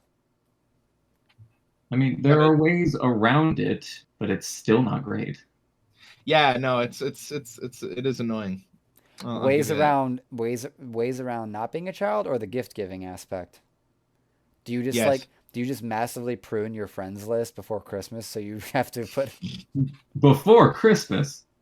The day before Christmas. Time to cut down the fat. You've deleted 1,323 friends. You only have one guy left. And it's Tom from MySpace on your Facebook. It's not even Tom uses MySpace anymore. What happened to MySpace? Is it still does it exist? Good. No, yeah, it does. I checked it out. It looks good. It actually looks good for a site. How is it still alive is my question. I feel like there's some like Zoomers out there that are like, hey, what's this? Oh my God, this is a whole new fucking space. And they have no idea. Yeah, like, oh geez. Yeah, it's got it's got new stuff. It's got music. I'm gonna look up MySpace. Upload music. You can upload music. Please do. Wait, can I like play a Bruno Mars album? I mean, God. You can't play it now if we're streaming this. If that's what you mean. He can play it for 6 seconds. It's trying to load. My God, this is it's real. I thought it was a myth. Yeah, it's still going. Sign in with your Facebook account to find friends who are already on MySpace. Ooh. Oof. Oof. Well, my poor child. What have they done to you? Jimmy Kimmel Live's on it. What else is on here? So they only have C-list entertainment, I see. Basically. Joey Badass. I remember when Jimmy Kimmel was funny, when he was a B-list actor. Ariana Grande. Sam Smith. Lady Gaga. I remember he was important when he didn't matter. Okay, there's Kendrick Lamar on here. You cannot put him in C-lister, you fucker. I appreciate your Action laughing Bronson. at my snide comments. It's what I do. It's What I'm good at. Bronson. Yeah, Action Bronson. What else is here? That's all people, or I guess people. What's the Christmas movie? Now, why did we get on Christmas? Because we were talking about Christmas. Because I asked if you guys had seen Klaus, and it's like y'all need to see that shit. Because it's what you need a reason to talk about Christmas. Yeah, you know what I mean, I feel like I do, but that's because I don't like Christmas anything before the 21st, or not the 21st, before the 1st of December. Sorry. Okay, Aaron. Much like breakfast food, I'd like to be able to discuss breakfast outside of the prescribed hours. We shall apply this to Christmas now. No, I refuse. Breakfast I'll do, because breakfast is sacred and beautiful. And should be eaten at any hour I desire. Okay. Christmas is a vapid, soulless whore. Okay, can we talk about something that actually matters? Can we talk about Taco Tuesday and how that is a wonderful holiday every Tuesday? Because tacos are delicious. Today is a two day. It's a Tuesday. Do you get it? Because it's the second. Technically, it's Surfer's Day. Day of the Fire Giants. Do you get my joke? Do you get it? It's a 2. I hate you with the burning passion of 1,000 tacos. With the chimichurro wrap. God damn it. Now, okay, that's reminded me of how hard it is to get Taco Bell breakfast because of this fucking lockdown shit. Breakfast has been difficult. Like yesterday, I wanted to go to like Waffle House for my birthday because I like Waffle House. Yeah, waffles. One, there's like no Waffle House up here that I've seen. No, there's Waffle Houses. I saw one. Wow. Like in the middle of. Well, you're not in the South, Aaron. You're not in the South anymore. Let's be fair. Very true. But what if he was? I get hella good sushi though for like a great price. Like there's a sushi place near where I work. It's like a $20 all you can eat. Oh, that's like Sakura down here. Yeah, from like 12 to 2 o'clock. And I'm just like, well, my fat ass is gonna run you out of business. You are. Do they like cringe when they see you walk in now? No, they love me because I tip well. I give them consistent business. Yeah. And I even go there when it's not, the happy hour, basically. The happy hour. Word. You probably makes them very amenable to me. I think that means that you're actually helping them move a lot of inventory, so they have constantly fresh food. Actually. Exactly. Like you are their first in, first out policy. But I shit you not, I did the math on it. I consistently eat an average of $70 worth of sushi for $20 of pay. Daily? $20. Like not daily. Jesus Christ, no. Wait, so you did a comparison of what you eat on those versus how much it would cost you to buy that outside of happy hour? Yes. Nice. Makes sense. Yeah. Good stuff. My ratio, my profits, if you will, are $50 worth of sushi. Those numbers are looking good. I'm in the black. I'm in the black on my sushi deficits over here. Exactly. Fuck what you heard. It's what you're hearing. Random DMX reference. That's how I measure success. I'll be honest. You do the math on the profitability of each meal? Because if you actually ate more at where you rent, you probably really increase the profit of your rent. Shut the fuck up. Bless us, O Lord, for these thy gifts we're about to receive.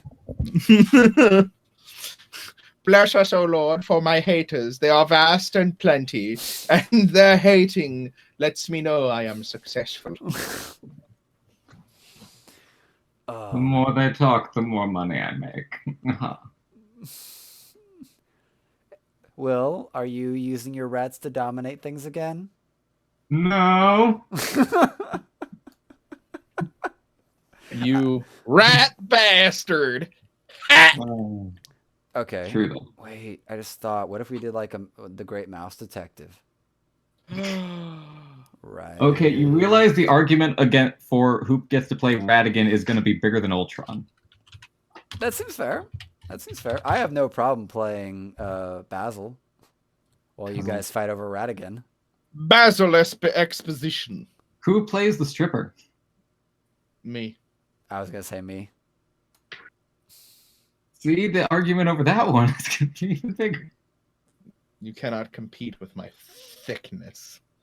Good Can you sir. Can you compete with my athleticism? Probably. Oh, sir. Yeah, I'm good. Oh my. I've already put my foot to my head. I don't need to prove any by licking my foot. But, damn it, I've overproved myself. Yeah, you overplayed your hand, boy. I trained as a cheerleader in one of my schools, so get fucked. While you were learning to set up streams, I was learning how to use the blade. See, that's literal, though. That's actually literal because he does medieval combat. Yep. Oh. I'm sitting here learning OBS, and he's just like ching ching yeet. I'm gonna show you what I've been practicing with because I don't have access to training blades anymore due to the whole shutdown. And living across the country. Wait, that's your short sword, or what is that effectively? I mean, this is my machete. arming sword. Yes, it is a machete. Well done. Well done. That is definitely a machete. I chase people down with it. Helps with my cardio. Who do you chase down?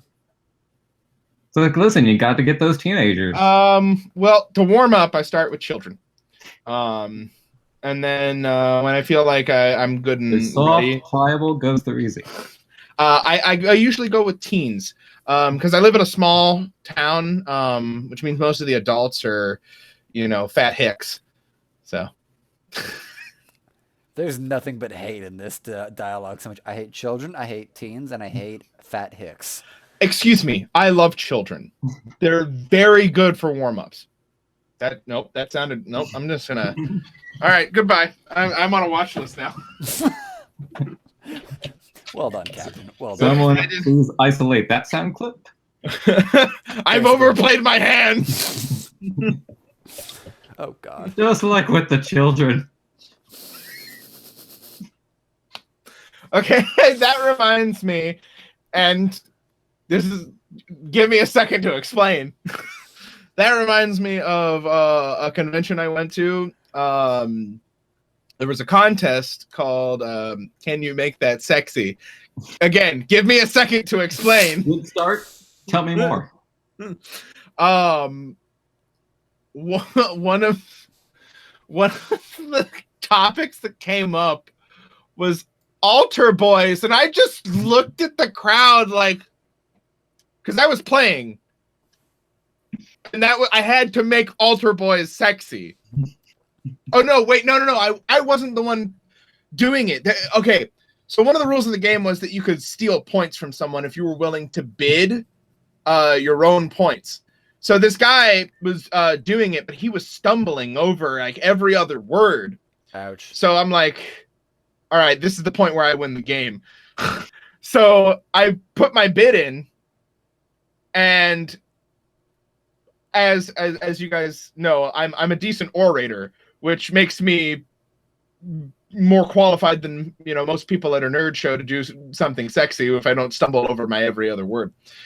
Sure. So I take it, and then I'm like, oh God, I have to make altar boys sexy, and I start talking about the fluid of the Lord being savored with their tongues and what. I was just like, the whole time I'm like, ah, ah. I ended up winning, but I didn't feel good about myself for longer than 2 hours. You okay, Aaron? Yeah, I'm just checking some things because it's not that it's people were actually got messaged by Josh like 30 minutes ago that he was able to join us. Does So, Josh have some vendetta against me? no, I think there was just a miscommunication between how you two communicate. I can And believe that. I was so confused. here's the thing. I actually remember that conversation, and I read what you said, and I read what he said, and went, "Oh no," because I saw nothing but what is standard Josh, what his dialogue is, and his like standard aggression, even though there's no malicious intent behind it. And I was like, because you led what the scene would be per se, and then he came in, and I was like, "Oh no." And he was like, I think Sharon was like, no, I don't think there's anything wrong here. I just think it's a very bad first impression situation. That's all it is. Like, because like I was like, he was making jokes about murdering people, so I joked back, and then all of a sudden he's insulting me. And I'm like, there was an overplay of hands. It felt vitriolic. Let me see if he's good to get on. Let me see here. And I didn't come back at him with like anger. I'm just like, what did I do? Well, I know this is where when it comes to anything that's purely text based, I just don't. That's a fair point. Like that's context is difficult. This is where I'm really waiting for society to look at social media and say, you die. Like you die significantly outside of what little utility we can get, because at this point I've learned that Facebook events are wastes of time, and this is very apparent for doing podcast episodes, or even like my October annual. Will kind of knows this, because I'll create a giant ass Facebook event and invite over 100 people, but get like 50 replies or worse. I'm way better off literally messaging every single individual on a text or Facebook basis. True. Yeah. Like the class direct communication rather than passive communication. Like if I could figure out, I think I have a contact for this actually. If I could actually get it together, get the graphics, get the thing, and have the addresses, the physical addresses, doing the classic like address book and snail mail, I think would land like infinitely better, and would also like make people go, oh shit, like here's a fucking like legit card with like, hey, you are, RSVP for this year's October annual. Like if that shit went out like in fucking August or September, I think the actual turnout for October annual would be way better.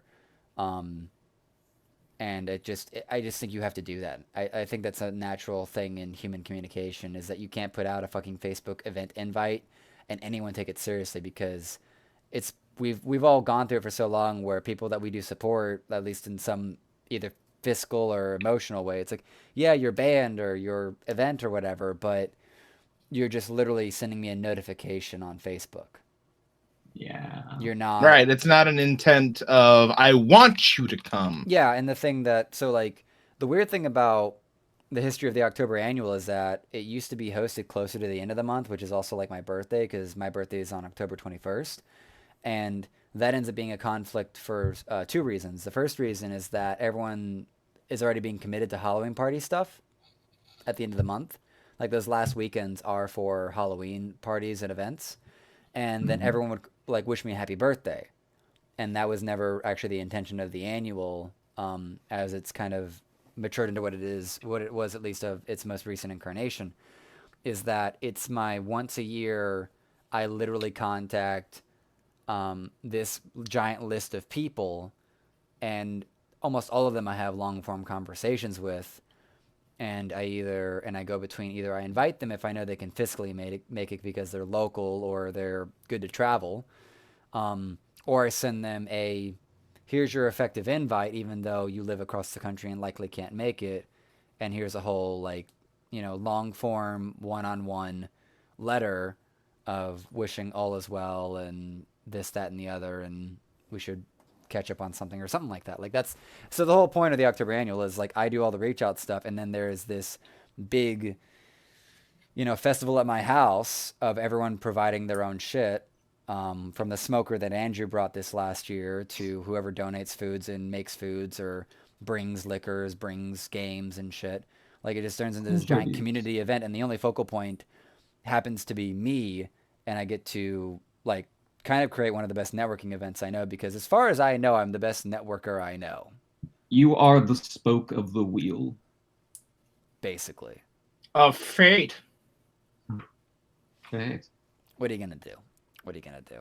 Have either of you played the Final Fantasy VII Remake yet? No, but I've seen Trap Cloud in it, and still tasty. I really kind of wish I could go back and play the original Final Fantasy and really get all those emotions and then properly go into this one, but I've listened to I've listened to Donkey's review of it, and I'm just like, well, that's about all I need to know, I guess.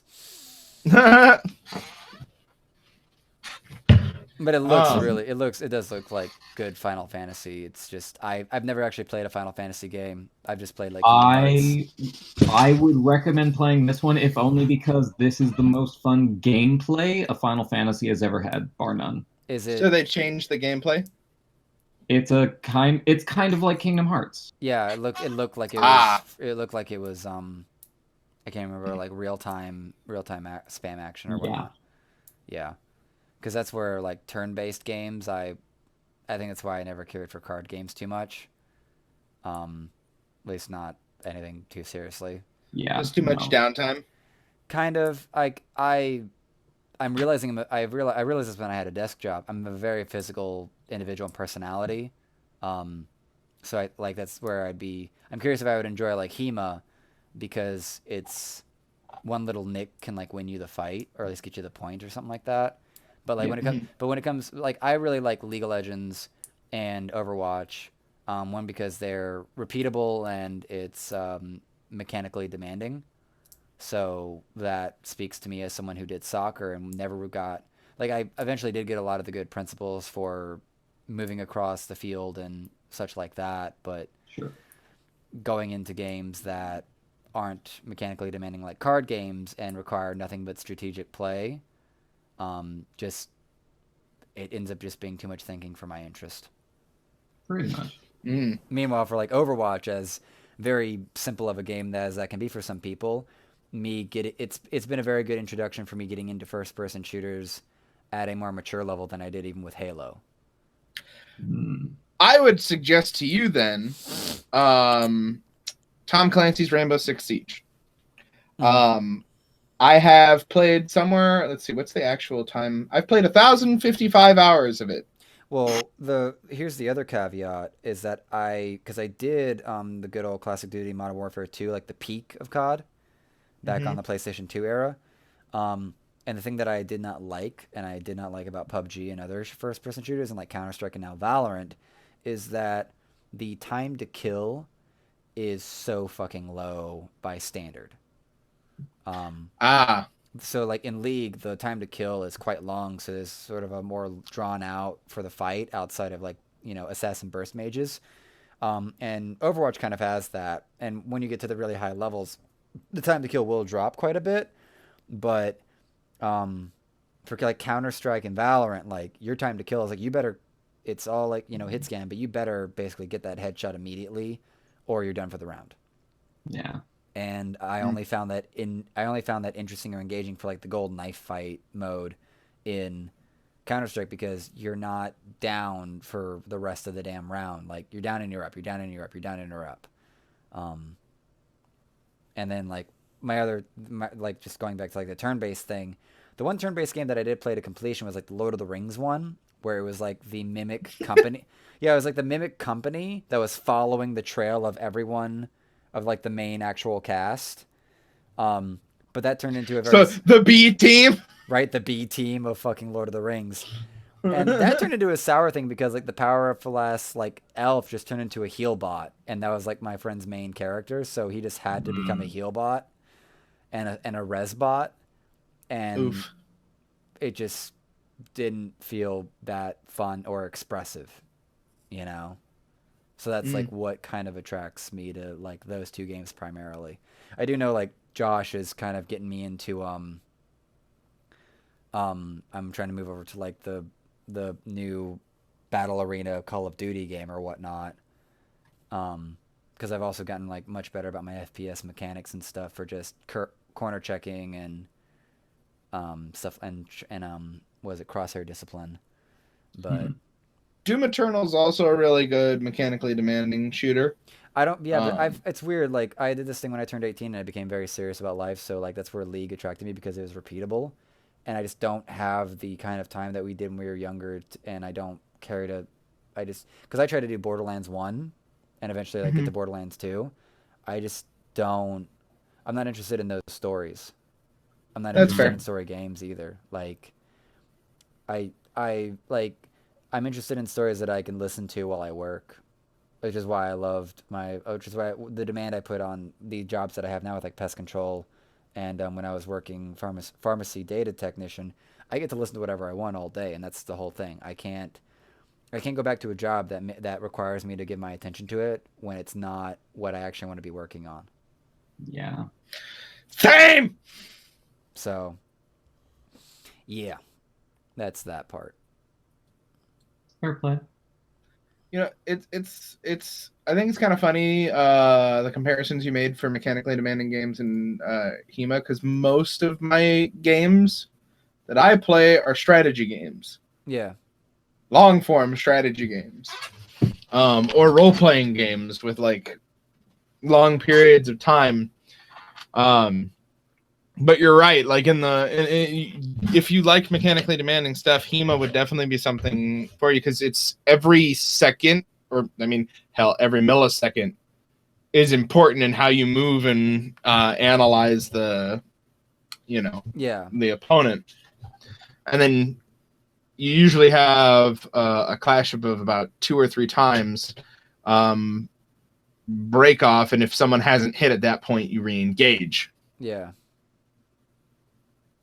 So, but yeah, we'll see. Because me and Melanie have very much come to the consensus that we both need to have like trainers of some kind for if we want to actually get healthier with the physical part of our lives. So that's where like the dream job is like we get our 5 acres and it's like, Aaron, you live here now. Yes, I will gladly do this. You get to keep her healthy and you turn me into a goddamn Marine Navy SEAL.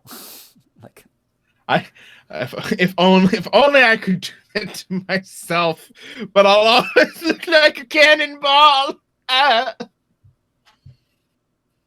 could eat people, though. It's the thing where you're. Hey, well, here's you can live a life as Kirby. It's fine. Eat me. I do suck. Just gonna stand there like fucking Pumbaa. Suck in the universe. It's fine. She's gonna eat me. It reminds me of the Helsing Abridged, where the Russian illusionist comes in and then he's like, bodybuilder Zord Blitz. Yes, please don't stick me in your giant vagina. It was like, dude, what the fuck? Okay, here's an unfortunate thing. I think you were there for this, Will, but we had like this Friendsgiving at my house that was really low key and really low impact, and they just left Helsing Abridged on the TV in my living room the whole time, and it was really kind of cringe in hindsight, because it's like, this is gonna be just creepy and yelly, random, gory shit. Yeah. And can we like not? While we're eating, please. We were just like we were hanging out. It was kind of an awkward setup because it had Tiffany, Melanie, myself, Will, Lee, and I can't even remember the rest of the cast. But it was a mishmash of people that kind of ended up like audiencing some to a fuckfest, and others just being such strong personalities that like it was like, oh, this is not a good vibe setup here. The blend of people, it's just all wrong. The feng shui, it's bad. No bueno, papi. Redo. No bueno feng shui. Yeah. No bueno, papi. Oh, bless us, oh Lord. What the fuck is happening, people?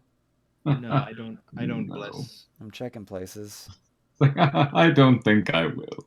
It's just the Chris Evans. No, I think I not. don't think I will. Just like, damn, you hit it that nasty? Jesus. Because we all know that's what it was about. Bless. Okay, what's going on here? What is going Gotta be it. on?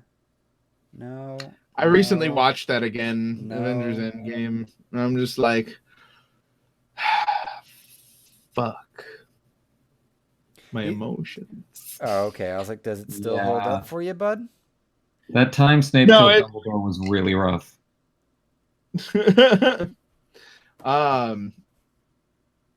Yeah, it still holds up for me as a movie that is part of a set.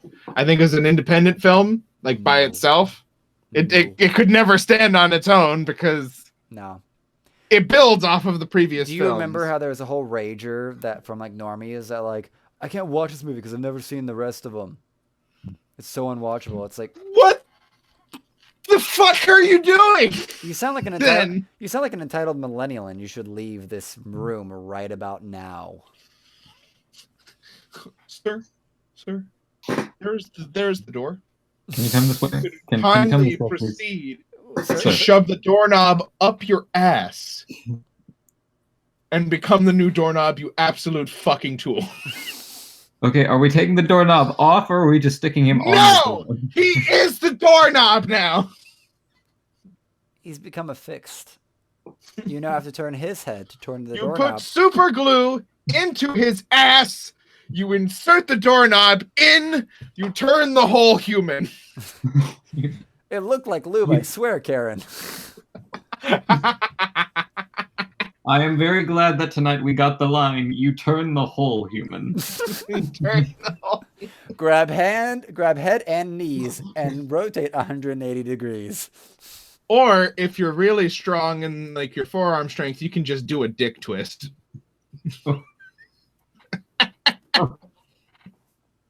Oh. That's gonna sting. Oh. Oh my. That is not an Right. O isn't a good thing. You don't gently turn it, while fondling the balls. Just one of those. Just one of those. Unlike the judge, Good. you could. Oh, goodness. Oh, bless us. Oh, where is You anyone? keep asking for blessings. I do. I message him in both Facebook and Discord, and he does not reply. Clearly, the fool is not here. Clearly, he's a fool. Oh, What is it? Da-da-da, da-da-da. Because I would ask her, but actually I could do that if she'd even notice. Let me see here.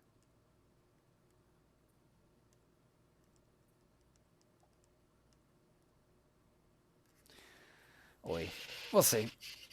We're almost at 2 hours now too, so we're pretty comfortable I am always comfy.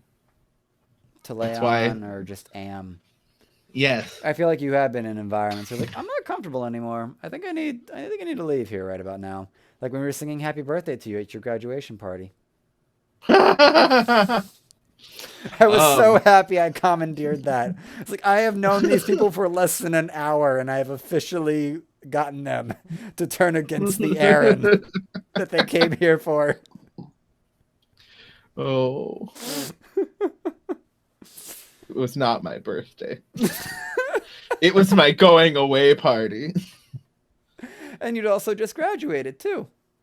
Yes, also that. It was a graduation party as well. That was a really good hangout. Like that was a really good It time, was. a really good night. Like I don't think I've actually had that much fun with a bunch of strangers effectively. Because I don't. That's team of people. That's a good HEMA people. Yeah, that makes sense. Yep. People that understand overcoming adversity, and also, well, it's very unfortunate that your friend gave me a very bad impression on the drive over. I think his name was Andrew. Oh, yeah. Yeah, your roommate, I think, or something like that. No, Or that's not my roommate. yeah, or was your roommate? I thought, or something like that. That's what I thought. No, he was one of my students. Yeah. Yeah. He just gave me a bad impression of like himself with just his nothing argument we had on the drive over to Disney, and I was like, uh, you're probably a decent person, but I'm just losing a lot of interest in your soul, and and I don't know if you read it, but when we were having like the arm wrestling challenge thing and like doing the evaluation, I got to him and went, I don't. This is not a conflict I care about like at all. Oof. Like I don't remember that, but I was also very drunk at the time. Yeah, you'd killed like so many fucking ciders. Like there was a pile of crushed canned ciders. 12 cans. Yeah, 12 cans of cider. Cider. Like A lot of fun. defect. Yeah, it was delicious. Defect. Something I do remember. And the other student was calling like played a Jew joke on me or something, or thought I was Jewish. Oh, And God. It was so fucking great.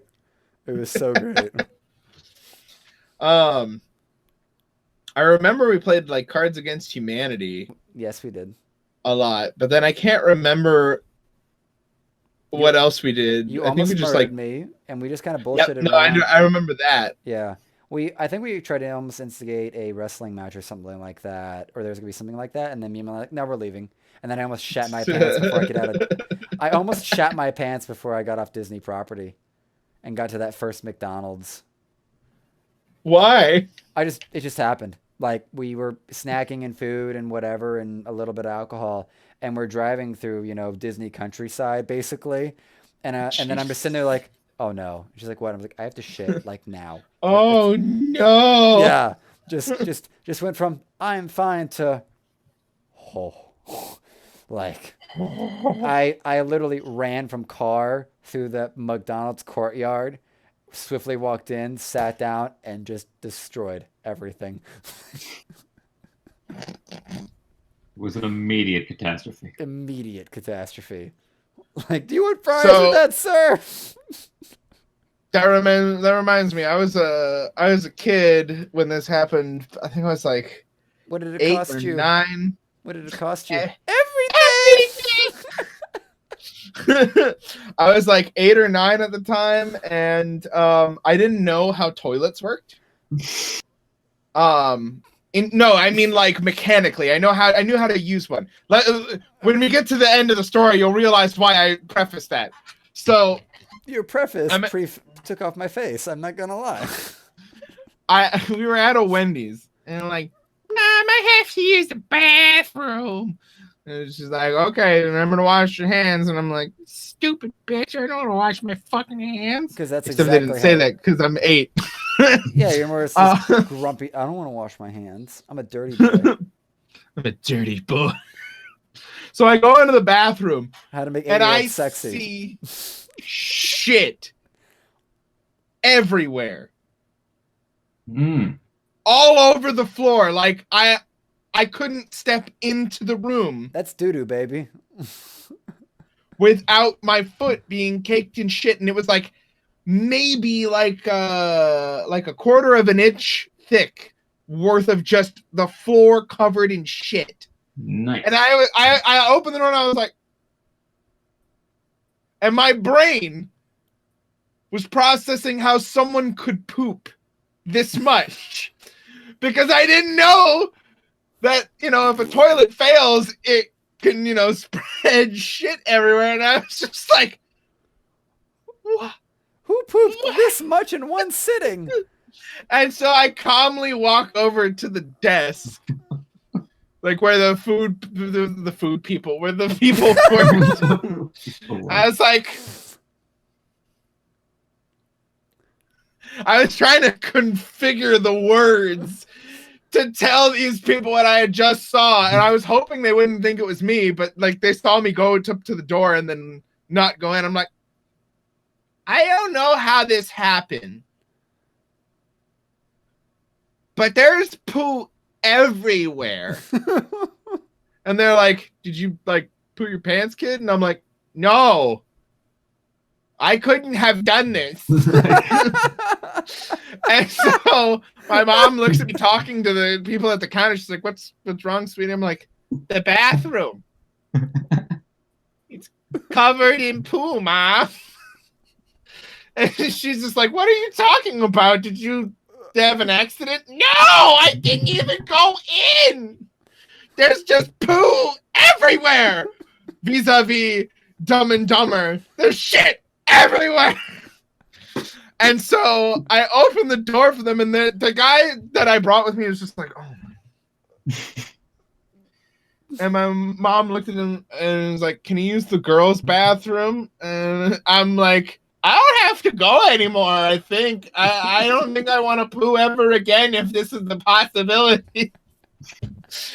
And she's like, no, sweetie, people can't poop that much. And I'm like, where else could it have come from? Are you telling me poop can just materialize?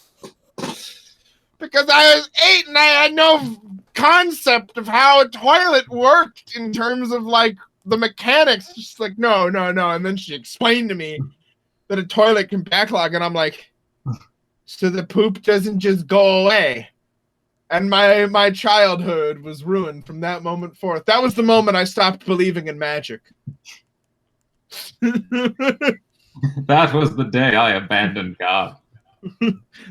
That was the day I died on the inside. I lost my innocence to the floor, covered in poo. Little Jimmy died that day. Oh God. That was. I must excuse myself for a quick moment. So do you have to use the bathroom? Here, let's just do this. Let's just take a. Oh, it's keeping that. I appreciate that so much. Because there's a rule to leave your webcams on, otherwise it will jumble shit around. But I don't think this is. Yeah, this actually is just fine for right now. Oh yeah, he didn't disconnect. Yeah, that's the thing. Yeah. Well, I guess. I don't know. Is there times when people haven't disconnected, but they shut their camera off? Well, the order of these of our cameras, or at least our profile pictures in this, are just fine. I just somehow order them just right this time. That because what happens, if you notice, when people go to just the call version of this, it'll deprioritize them from the top of the pile to the bottom of the pile. But he's already on the bottom. Oh. Yeah. Okay. Because I think it organizes it based off of alphabetically. So, at least in terms of the webcam. So it's webcams first and then calls, but each are organized probably by alphabet. So like, the double AB, double AC. Yeah, or something like that. Or S, sorry. Well, I said C. I'm curious if I actually changed like our nicknames, if it would arbitrarily then adjust our names here. Like, if you want to fuck with it, you could probably like just change your name real quick to like Z and see if it works. Otherwise, I think we can just take a break, and I might grab if Josh's COD match doesn't last too much longer, we can rope him in and see if that gives us. It does. Woohoo! We have answers. Now, please change it back. Okay. Because you're word. There we go. Yeah. I think if Josh got in here, that could help a little bit, but we've done 2 hours. Yeah, I don't have a problem. Yeah. I can talk. I just need a subject. No, yeah, that's fair. I was trying to actually remember one of my own poop jokes. I do remember that. Well, we're gonna stay on topic here, man. No, what was it? I had one instance that was just so bad, like just shat myself. But I was at Camp Lenoche as a Boy Scout, and I just destroyed like the gym shorts and this whole gym outfit from like my favorite middle school, because I went to 2 middle schools. Oof. Yeah, it was like I had to throw away that PE set for Odyssey Middle School. Like I had to burn it. I just found the dumpster and threw it away. Last thing you want is shit going in the air. What else? Was there any other big shit storms? I haven't had to shit on the side of the road. I have not hit that level of peak performance. I have voluntarily shat upon the side of the road. Well done. Oh. But then again, I have literally no What a thing to shame. come back to. Right. Good timing. I'll catch it in post. Is it really that weird a thing to come back to? I've come back to weirder on this podcast. This is true. Yeah. This is all very true. Now, what was it? So, okay, have y'all heard of that new? It's not really new, but it's out of Louisiana. It's this spice called Slap Your Mama. No. Ooh. That sounds familiar. Yeah, it's actually just now coming into Publix's in the area, but it's a Cajun spice.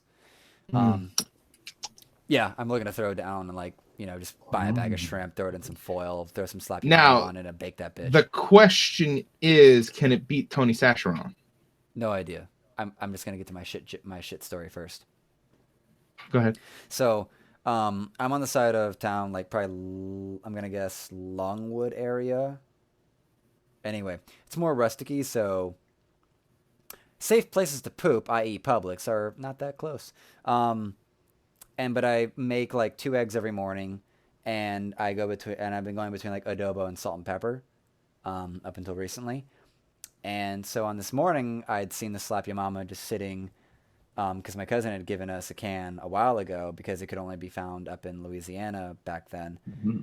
So I'm like, no, let me try this out. I have it. I don't really notice anything or whatnot. Fast forward, this is 6 a.m. ish. Let's go 3 hours forward, and I'm driving to my next account in this kind of stickish side of town. Mm-hmm. And my gut stabs me.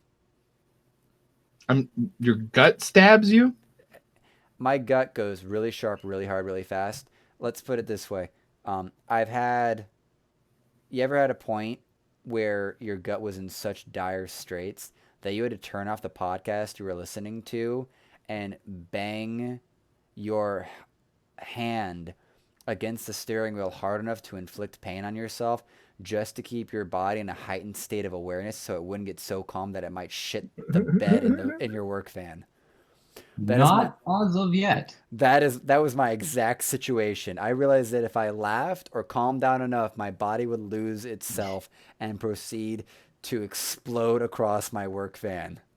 So I have not had that exact scenario, but I've had similar ones. Yes. I forget what it is. The Jason Statham movie where he has to keep moving or die. This bus can't go under 90 miles an hour. I'm going to shit my pants. It was effectively that. I found a fucking Publix, go straight in, and much like the McDonald's, sit down and eviscerate the corner of the lot. You don't understand. If I stop moving, I die. I'm like a shark. Maybe there's some Donnie Darko shit happening with that Wendy's, and all that shit just fell through a time dilation portal inside of the toilets that you've had when you've had traumatic shits. Well, here's the special detail is that I was like, what the fuck did this? And I get back and I check the expiration on the Slap Your Mama. Oh, God. A year past due. A year past expired. Oh. Oh, yeah. Oh, no. Oh, yeah. That's some bad. My booty. That's a lot of damage. My booty's quivering about it right now, I swear. Hot. Will, do you have any shit your pants stories right now? No, actually, believe it or not, I've managed to reach this stage in my life without ever doing that. No, you haven't. You were a baby. No. You and I both. I wouldn't remember those ones. To be fair, can't give you the play-by-play there. This is categorized as embarrassing shit your pants stories, and babies aren't embarrassed by shitting their pants or their diapers. Yes, they're barely conscious of being alive. Yes. Well, my story wasn't even about shitting my pants. It was just related to shit. Yeah, and I turned into a self-deprecating situation for myself.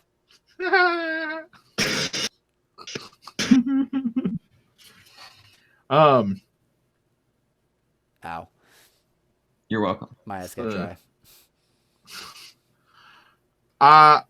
God, the only time I can remember shitting myself is when I was at a park, and this is actually a terrible time to shit myself. Is it a water park?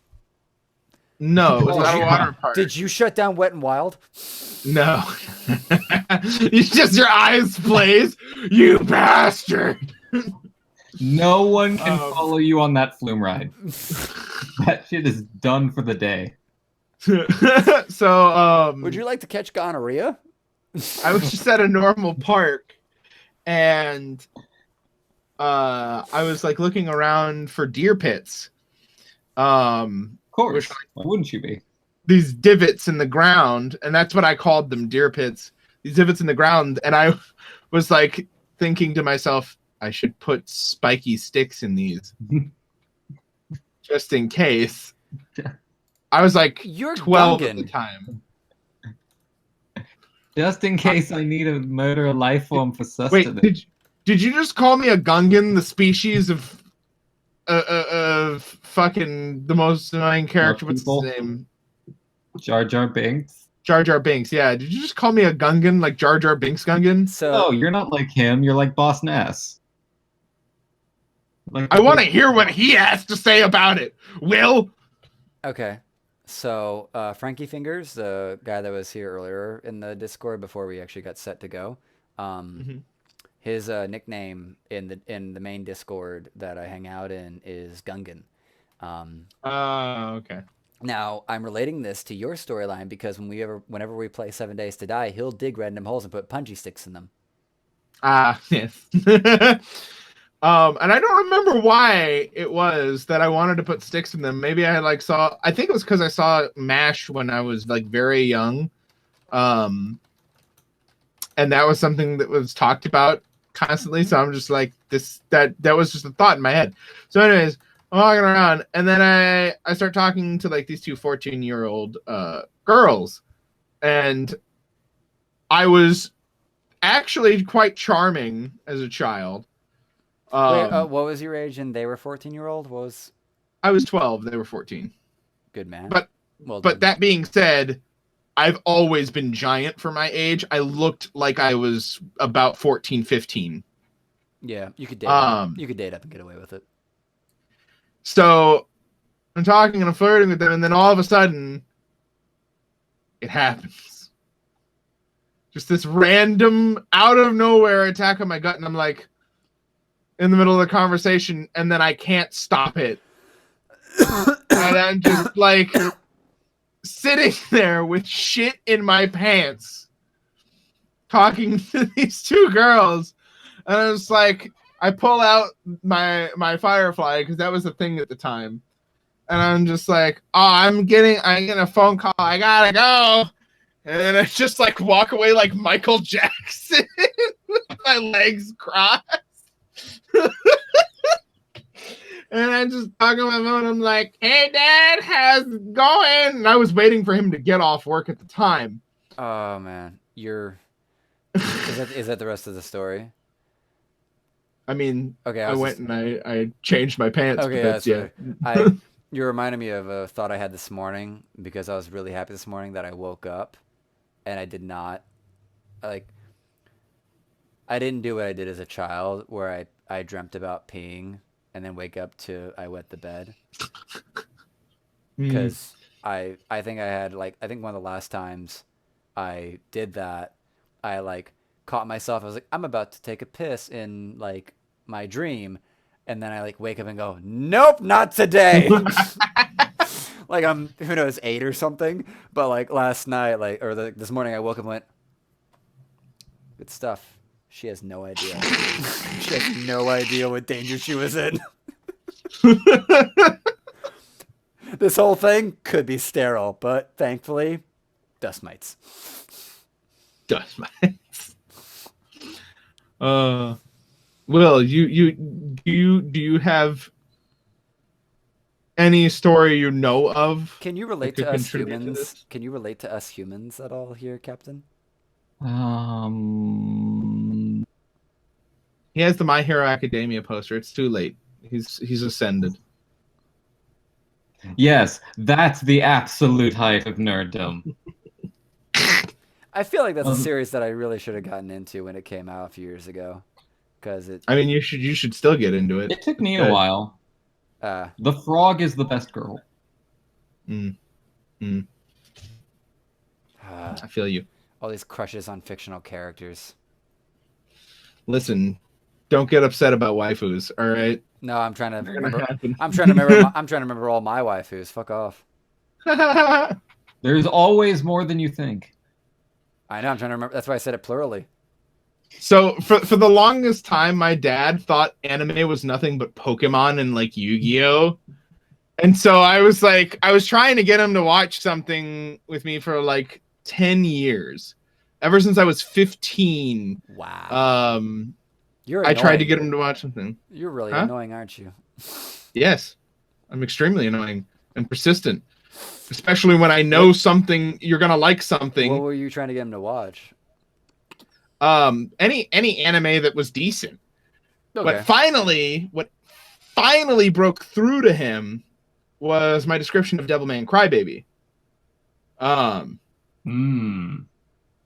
Which that whole show is just fucking dark. Yeah, it's pretty rough. Yeah. And he thinking I was just, bullshitting, he sits down to watch it, and the opening is really awesome, like just by itself. And he's like, okay, that opening's pretty cool. By the end of the first episode, he's like, okay, I apologize, you were right. And I'm like, this is what anime also is. Anime's just a broad term. You've been living your life in a shell, father. A shell. Closing yourself off to good media. See, fellow weeb, I've been of the opinion that, like, hello, fellow weeb. Like, well, I've actually held the opinion since like high school that Japanese anime does just better storytelling than most like Western American animation does at this point. I mean, it does. It just does. Like, it's way more dramatic. It's way more, and it's drama that you can fucking take seriously. Like, that's where it takes itself much more seriously. Yeah, like they can get a little too much. Well, depending on what you're watching. Yeah.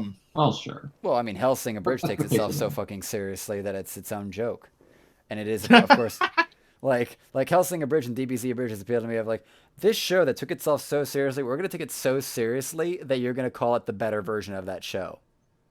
It was hilarious. And that's what DBZ Abridged became. Yeah. With Hellsing Abridged, I think one of my favorite jokes in it is, when did everything get so serious?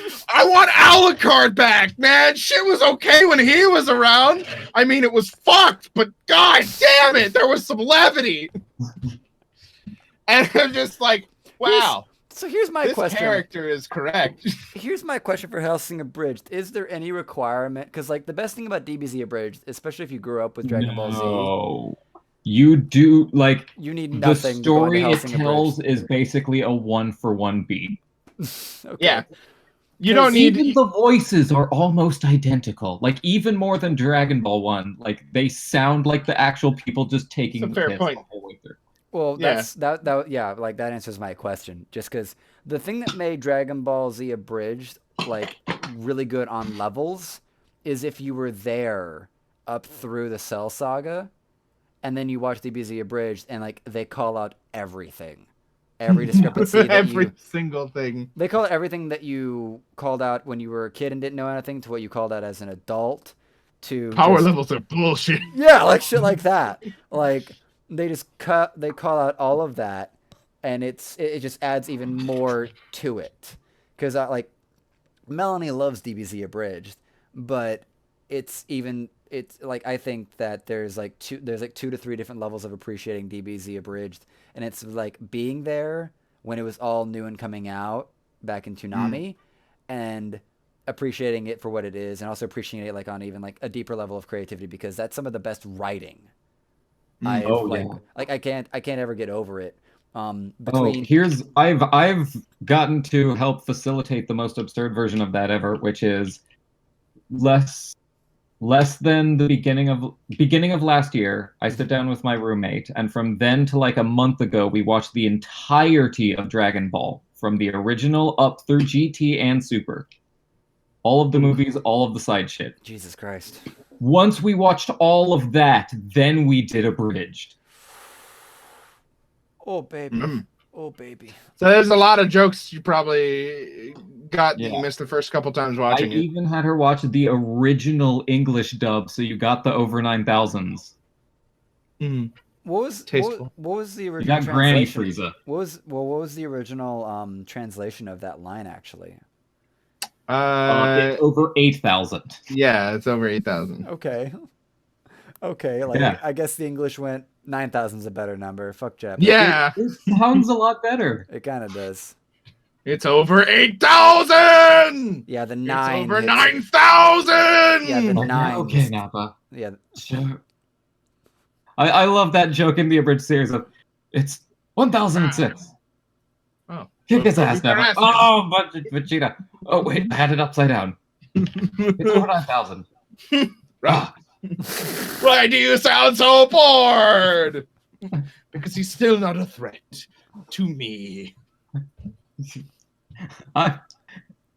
Each one of those was worth 1 Reddit. Nappa over there is worth 5 Reddits, and I'm worth 14. I need to actually go check out their gameplay where they actually have the Vegeta voice actor, because I actually have not checked out anything of 4-star outside of DBZ Abridged and like a little bit of Hellsing. And I've watched their live streams for literal years now, and their go through Bloodborne is one of the funniest things I've ever seen in my entire life. Note to self. They fought one of the hardest bosses, whose name is Ludwig, and he's a giant horse.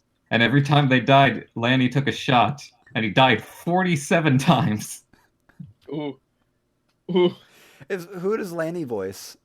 Vegeta, Krillin, Piccolo. Okay, cool. He's the Sabat replacement. Right. Okay.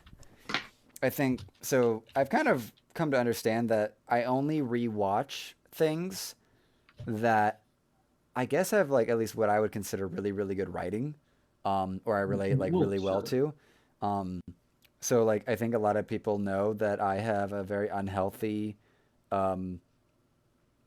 attraction to Oh Hello by John Mulaney and Nick Kroll, and I think that does its own parallel for how well that is created and written versus how well and written DBZ Abridged is. So Yeah.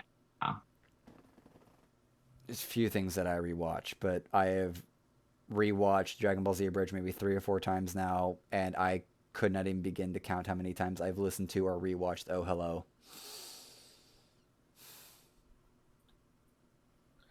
You know, I'm trying to. I have a friend who studies Japanese language, and for a project, I'm like, find an anime that doesn't have an English translation. Yeah. That you like, and then we'll just do a fan dub of it because Yeah. I'm doing voice acting as a thing, and I'm just so stoked to do something like that. I would really appreciate you jumping in on something like that. Really? Yeah, like, well, that's just such a new idea, especially just because, like, I'm interested in doing anything and everything. Mm. So I look at this as like a very novel and new concept because he's basically like creating his own subtitles to an idea, to something, to something that's already creative and created. And so he gets to actually sort of figure out how to make that story stick in a different language, which is a whole nother challenge. And yeah, it's like I love the feeling of being on something that's that novel. You know what I'm saying? I get that. Because like rehashing and doing effectively like practice drills in a way is one thing with the voice acting podcast. It's another thing to be like, no, here's like a full on fucking production. Like, here's your character, here's their lines, and like you're gonna have to like watch the anime with dub and grasp what this character is and figure out how to English dub it. Because like I think we can all agree that American dubbed Goku is way better than Japanese subbed Goku. By far. It's ridiculous. It's really sad. to me. I think it's shows how kind of emasculated the Japanese culture kind of is now, I guess, or something like that. That's a far-stretched interpretation, but it's like, woo! I don't like that the main character is like this really screechy man-child, womanly sound. Eek. He's a granny. But yeah, like, yeah, that's a fair point. I always thought that was weird. Like, I know that there's a lot of female voice actors that do males, but it just it never sounded like the character ever to me. It doesn't. It's like a guy trying to do a girl. It doesn't work. No, but like, but see, there's different scenarios though where the females doing the male voice does work. Well, but the character has to. Sorry, go ahead.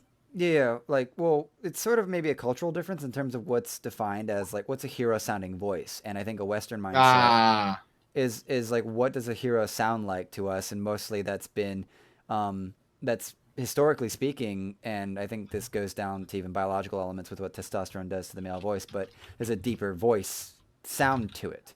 Most heroes have that deeper sounding voice, especially when they are men, and so it's really hard to take seriously someone that sounds that way, but because I would like to think the dialogue doesn't change that much in the translation, but you can't have someone that sounds that way and has these great heroic, selfless moments, and they sound like a screeching teenager. Yeah. It just doesn't fit, perhaps like what we would think in our culture, but I just don't think that... Because let's look at like a Jet Li movie, because I would think like a Jet Li movie is made with a Japanese perspective in mind, or at least the Chinese or Japanese perspective in mind, and there's still a man, and as most men are in the world, at least with the testosterone element, will make their voice deeper, and so these main characters that are men have that deeper voice. So when you have your two main male characters with Vegeta and Goku, and they both sound like screeching hyenas or teenagers or even women, it just throws off what should be the lead, what should be like a traditional like anthropological history of a leader, especially if it's just, you know, a guy, like a very simple... That being said, Jet Li though himself is not very deep voice. No, but what's your comparison of how Jet Li sounds versus how Goku sounds? In dialogue. Between the two, Goku's way shriller, but when you bring that up, I can see why someone with a shrill voice might be cast as a hero, because Jet Li comparative to American voices is shrill. Yeah, I think, well, let's put him as like an a palatable average between the deep, like, daddy, right, like, because we're gonna have deep daddy voice over here, Jet Li over here, and then and when you skip Jet Li, like when you've been raised on even just because even Goku's American dub voice is just it's not daddy. It's not. He doesn't put off dad energy. Piccolo puts off dad energy. Yeah, Piccolo is hella daddy energy. Like, Piccolo is actually, like, the most dad energy out there for both actually raising Goku and also having that deeper... But his voice, like, straight up, yeah. Yeah, the voice, too. Like, it just plays into it. So, like, that's, I think, really good casting there. But Goku, like, I think there's a great thing out of most of, like, a lot of the big stories of our time outside of, like, I think, Bleach is the only one that doesn't do this. They turn the main character into having childish qualities that make them lovable, but also make them so, like, virtuous, because they are not naively optimistic.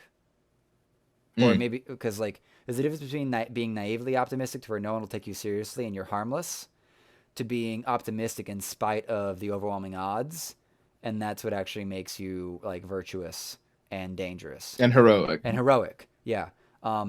And so, like, in like some of the biggest stories of our lives at this point, between Dragon Ball Z characters, Naruto does this and One Piece does this, is that the actual main lead character is childish, almost to a fault, but Yeah.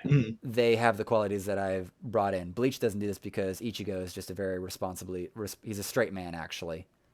Yeah, that he's the odd man out in that trio. Yeah. Like, in fact, the story of Bleach isn't even about Ichigo. It's about everyone else. Yes. Yeah, which the funny thing about that, Bleach and Goku story structure, or excuse me, Dragon Ball Z story structure are very similar in that the main character doesn't change. He changes the people around him. I think it was The Closer Look actually did an analysis of this on Paddington. And he was running a comparison between Paddington and another story. I think maybe like Superman or something like that, where you have a character that's unchanging, and that's the point. And how do you make an unchanging character interesting? And it's that Paddington actually changes his entire community around him throughout the show. He maintains exactly. They have an effect on the things around them rather than the things around them having an effect on them. Yeah. And that's what's very compelling about Naruto, because Naruto effectively changes the entire fucking continent.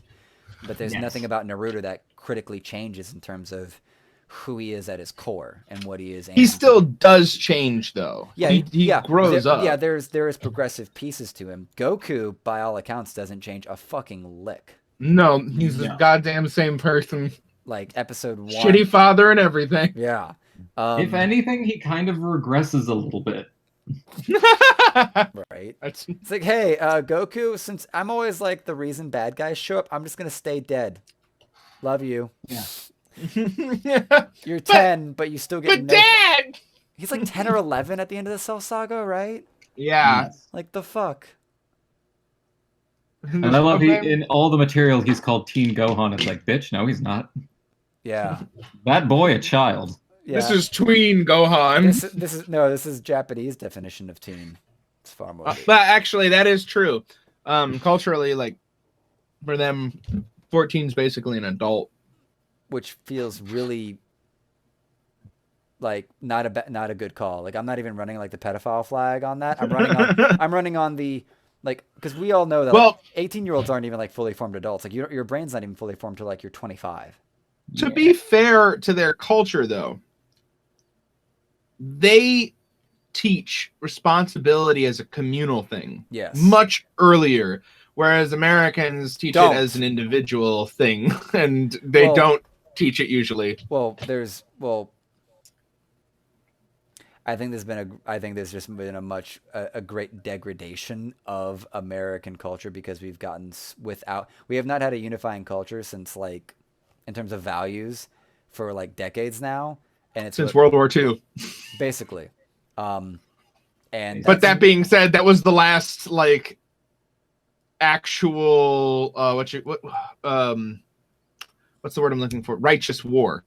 Well, yeah. Everything else since then has been quite corrupt or just like you can say the fight against communism is its own really great thing, but it's a manipulation as opposed to it's a manipulation play and a lot of CIA shit than just like an outright war. And unfortunately, like when you had these nations starting to do their own terrorism thing to start to play war in a different way, and now standard traditional countries can't deal with it because they won't play long metagame to win.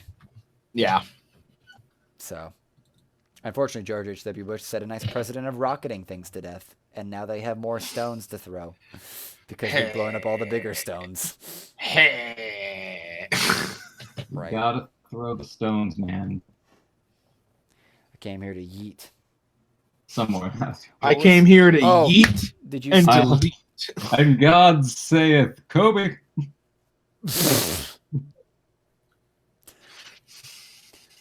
Blessed be. Blessed the Yeet Meister of the Like biscuit. those dinosaurs were a pretty good idea, but Kobe. Yeet. And thus God threw a plane with Kobe in it at the dinosaurs. Wait, no, it was a helicopter. My bad. Ooh, wow! It wasn't even an hour, and there were memes about it already, and I was just like, wow! And Kobe Bryant wiped out the dinosaurs. So I have not really cared to ever follow basketball on any serious level and I actually still really felt hit by the passing of Kobe. Oh yeah, well it's because like you don't even have to be a fan to understand that something great to the human race in that particular field was lost. Oh yeah, like I didn't get it. I was like, people like him, but I didn't. It didn't affect me in any way whatsoever. I was just like, I mean, the worst part about it that I felt was he seemed like a nice guy. Yes. Yeah, I think what hit me was that he had just retired, so like he was still quite young, effectively. Like he was, I would almost put like with Tyler's roommate passing, who was my age, basically. Kobe passing is like he's probably like my mom's age or something like that. You know, I'd have to like double check that. The part about it that fucked me up was his kids were on there, and yeah, his daughter was on that. Yeah. Stuff that his fucking wife had to deal with that shit. But like that's the part that fucked me. Yeah, but there were apparently, I need to check them, but there was apparently some really good eulogies and speeches that came out of his. Oh, they're fantastic. Yeah, I need to check those out. Like tearjerkers, man. Oh, yeah. Just because it's a significant event does not mean the words are going to flow eloquently and. Well, the one by Michael Jordan was pretty good. Yeah, that's what I heard. Yeah, I remember that now. Michael was a really good one. Which is nice to hear that selfish gambling son of a bitch had something good to say about another human being. It's like, oh, you do have a heart, Mr. Grinch. Basically. Alrighty, guys. We're 2 hours and 22 minutes in this. Y'all ready to call it? Yeah, works for me. Cool. I'm hungry. Alrighty. Oh, well, that's why I ate beforehand and I finished my ribeye. And then I had rice. You son of a bitch. Not about the rice. Fuck rice. But the ribeye. Yeah, I cook it in butter and adobo. You cook it in butter? Butter and adobo. I cook it in butter and adobo. Yeah, do you not get your blubber? He's my local homeless man. We should have a smoking shelf installed in a homeless man. For the extra flavor. Yeah, what do you do? That sounds like something Rick would have done at some point. Seems probably. All right, Morty. We're just gonna cook this steak inside of this human, and we're gonna see how it affects the flavor. Oh, this seems dangerously close to cannibalism, Rick. Don't question it, Morty. Oh, jeez, Rick. I don't Listen, think Morty. If we don't do this, we're both gonna die. We're gonna die in this timeline, Morty. I don't turn this man into a functional grill in 10 minutes. We're all gonna die, Morty. That sounds like a whole episode. God damn it. It's either a whole episode or a 5-second gag. I've been wanting to actually. I wish Tyler was actually more apt, or I could figure out how to get more apt on animation, like what Rooster Teeth does, because there's so many little stories that are coming out through these podcasts that I can just see the animation coming alive, just like simply drawn baby like little Aaron just opening door. It's a sea of shit, like in this McDonald's bathroom or whatnot. It's like, tiny body. My head as is. I didn't even know you could do that. Where did it all fit? How is this possible? All right. It has been fun. Peace out. Thank you, Aaron. Has been a wonderful occasion, gentlemen. Agreed. We'll get more props out on you when your book comes out and everything. You can check out Aaron Bryant out at Table Nights Entertainment on twitch.tv. Yes, and YouTube. And YouTube. Oh, you actually got your YouTube alive again? Yeah, that's where I've been putting my my music videos. Oh yes, that's where I've seen them. Awesome. Alrighty. So yeah, you can check out all those. Do you guys have any other socials or anything you want to plug before we get on out of here? Nah, not right now. Cool. Well, thank you all, and till next time. Bye-bye. Podcast. Bye. And we're cut. All right, peace out, man. I'm gonna go eat and pee.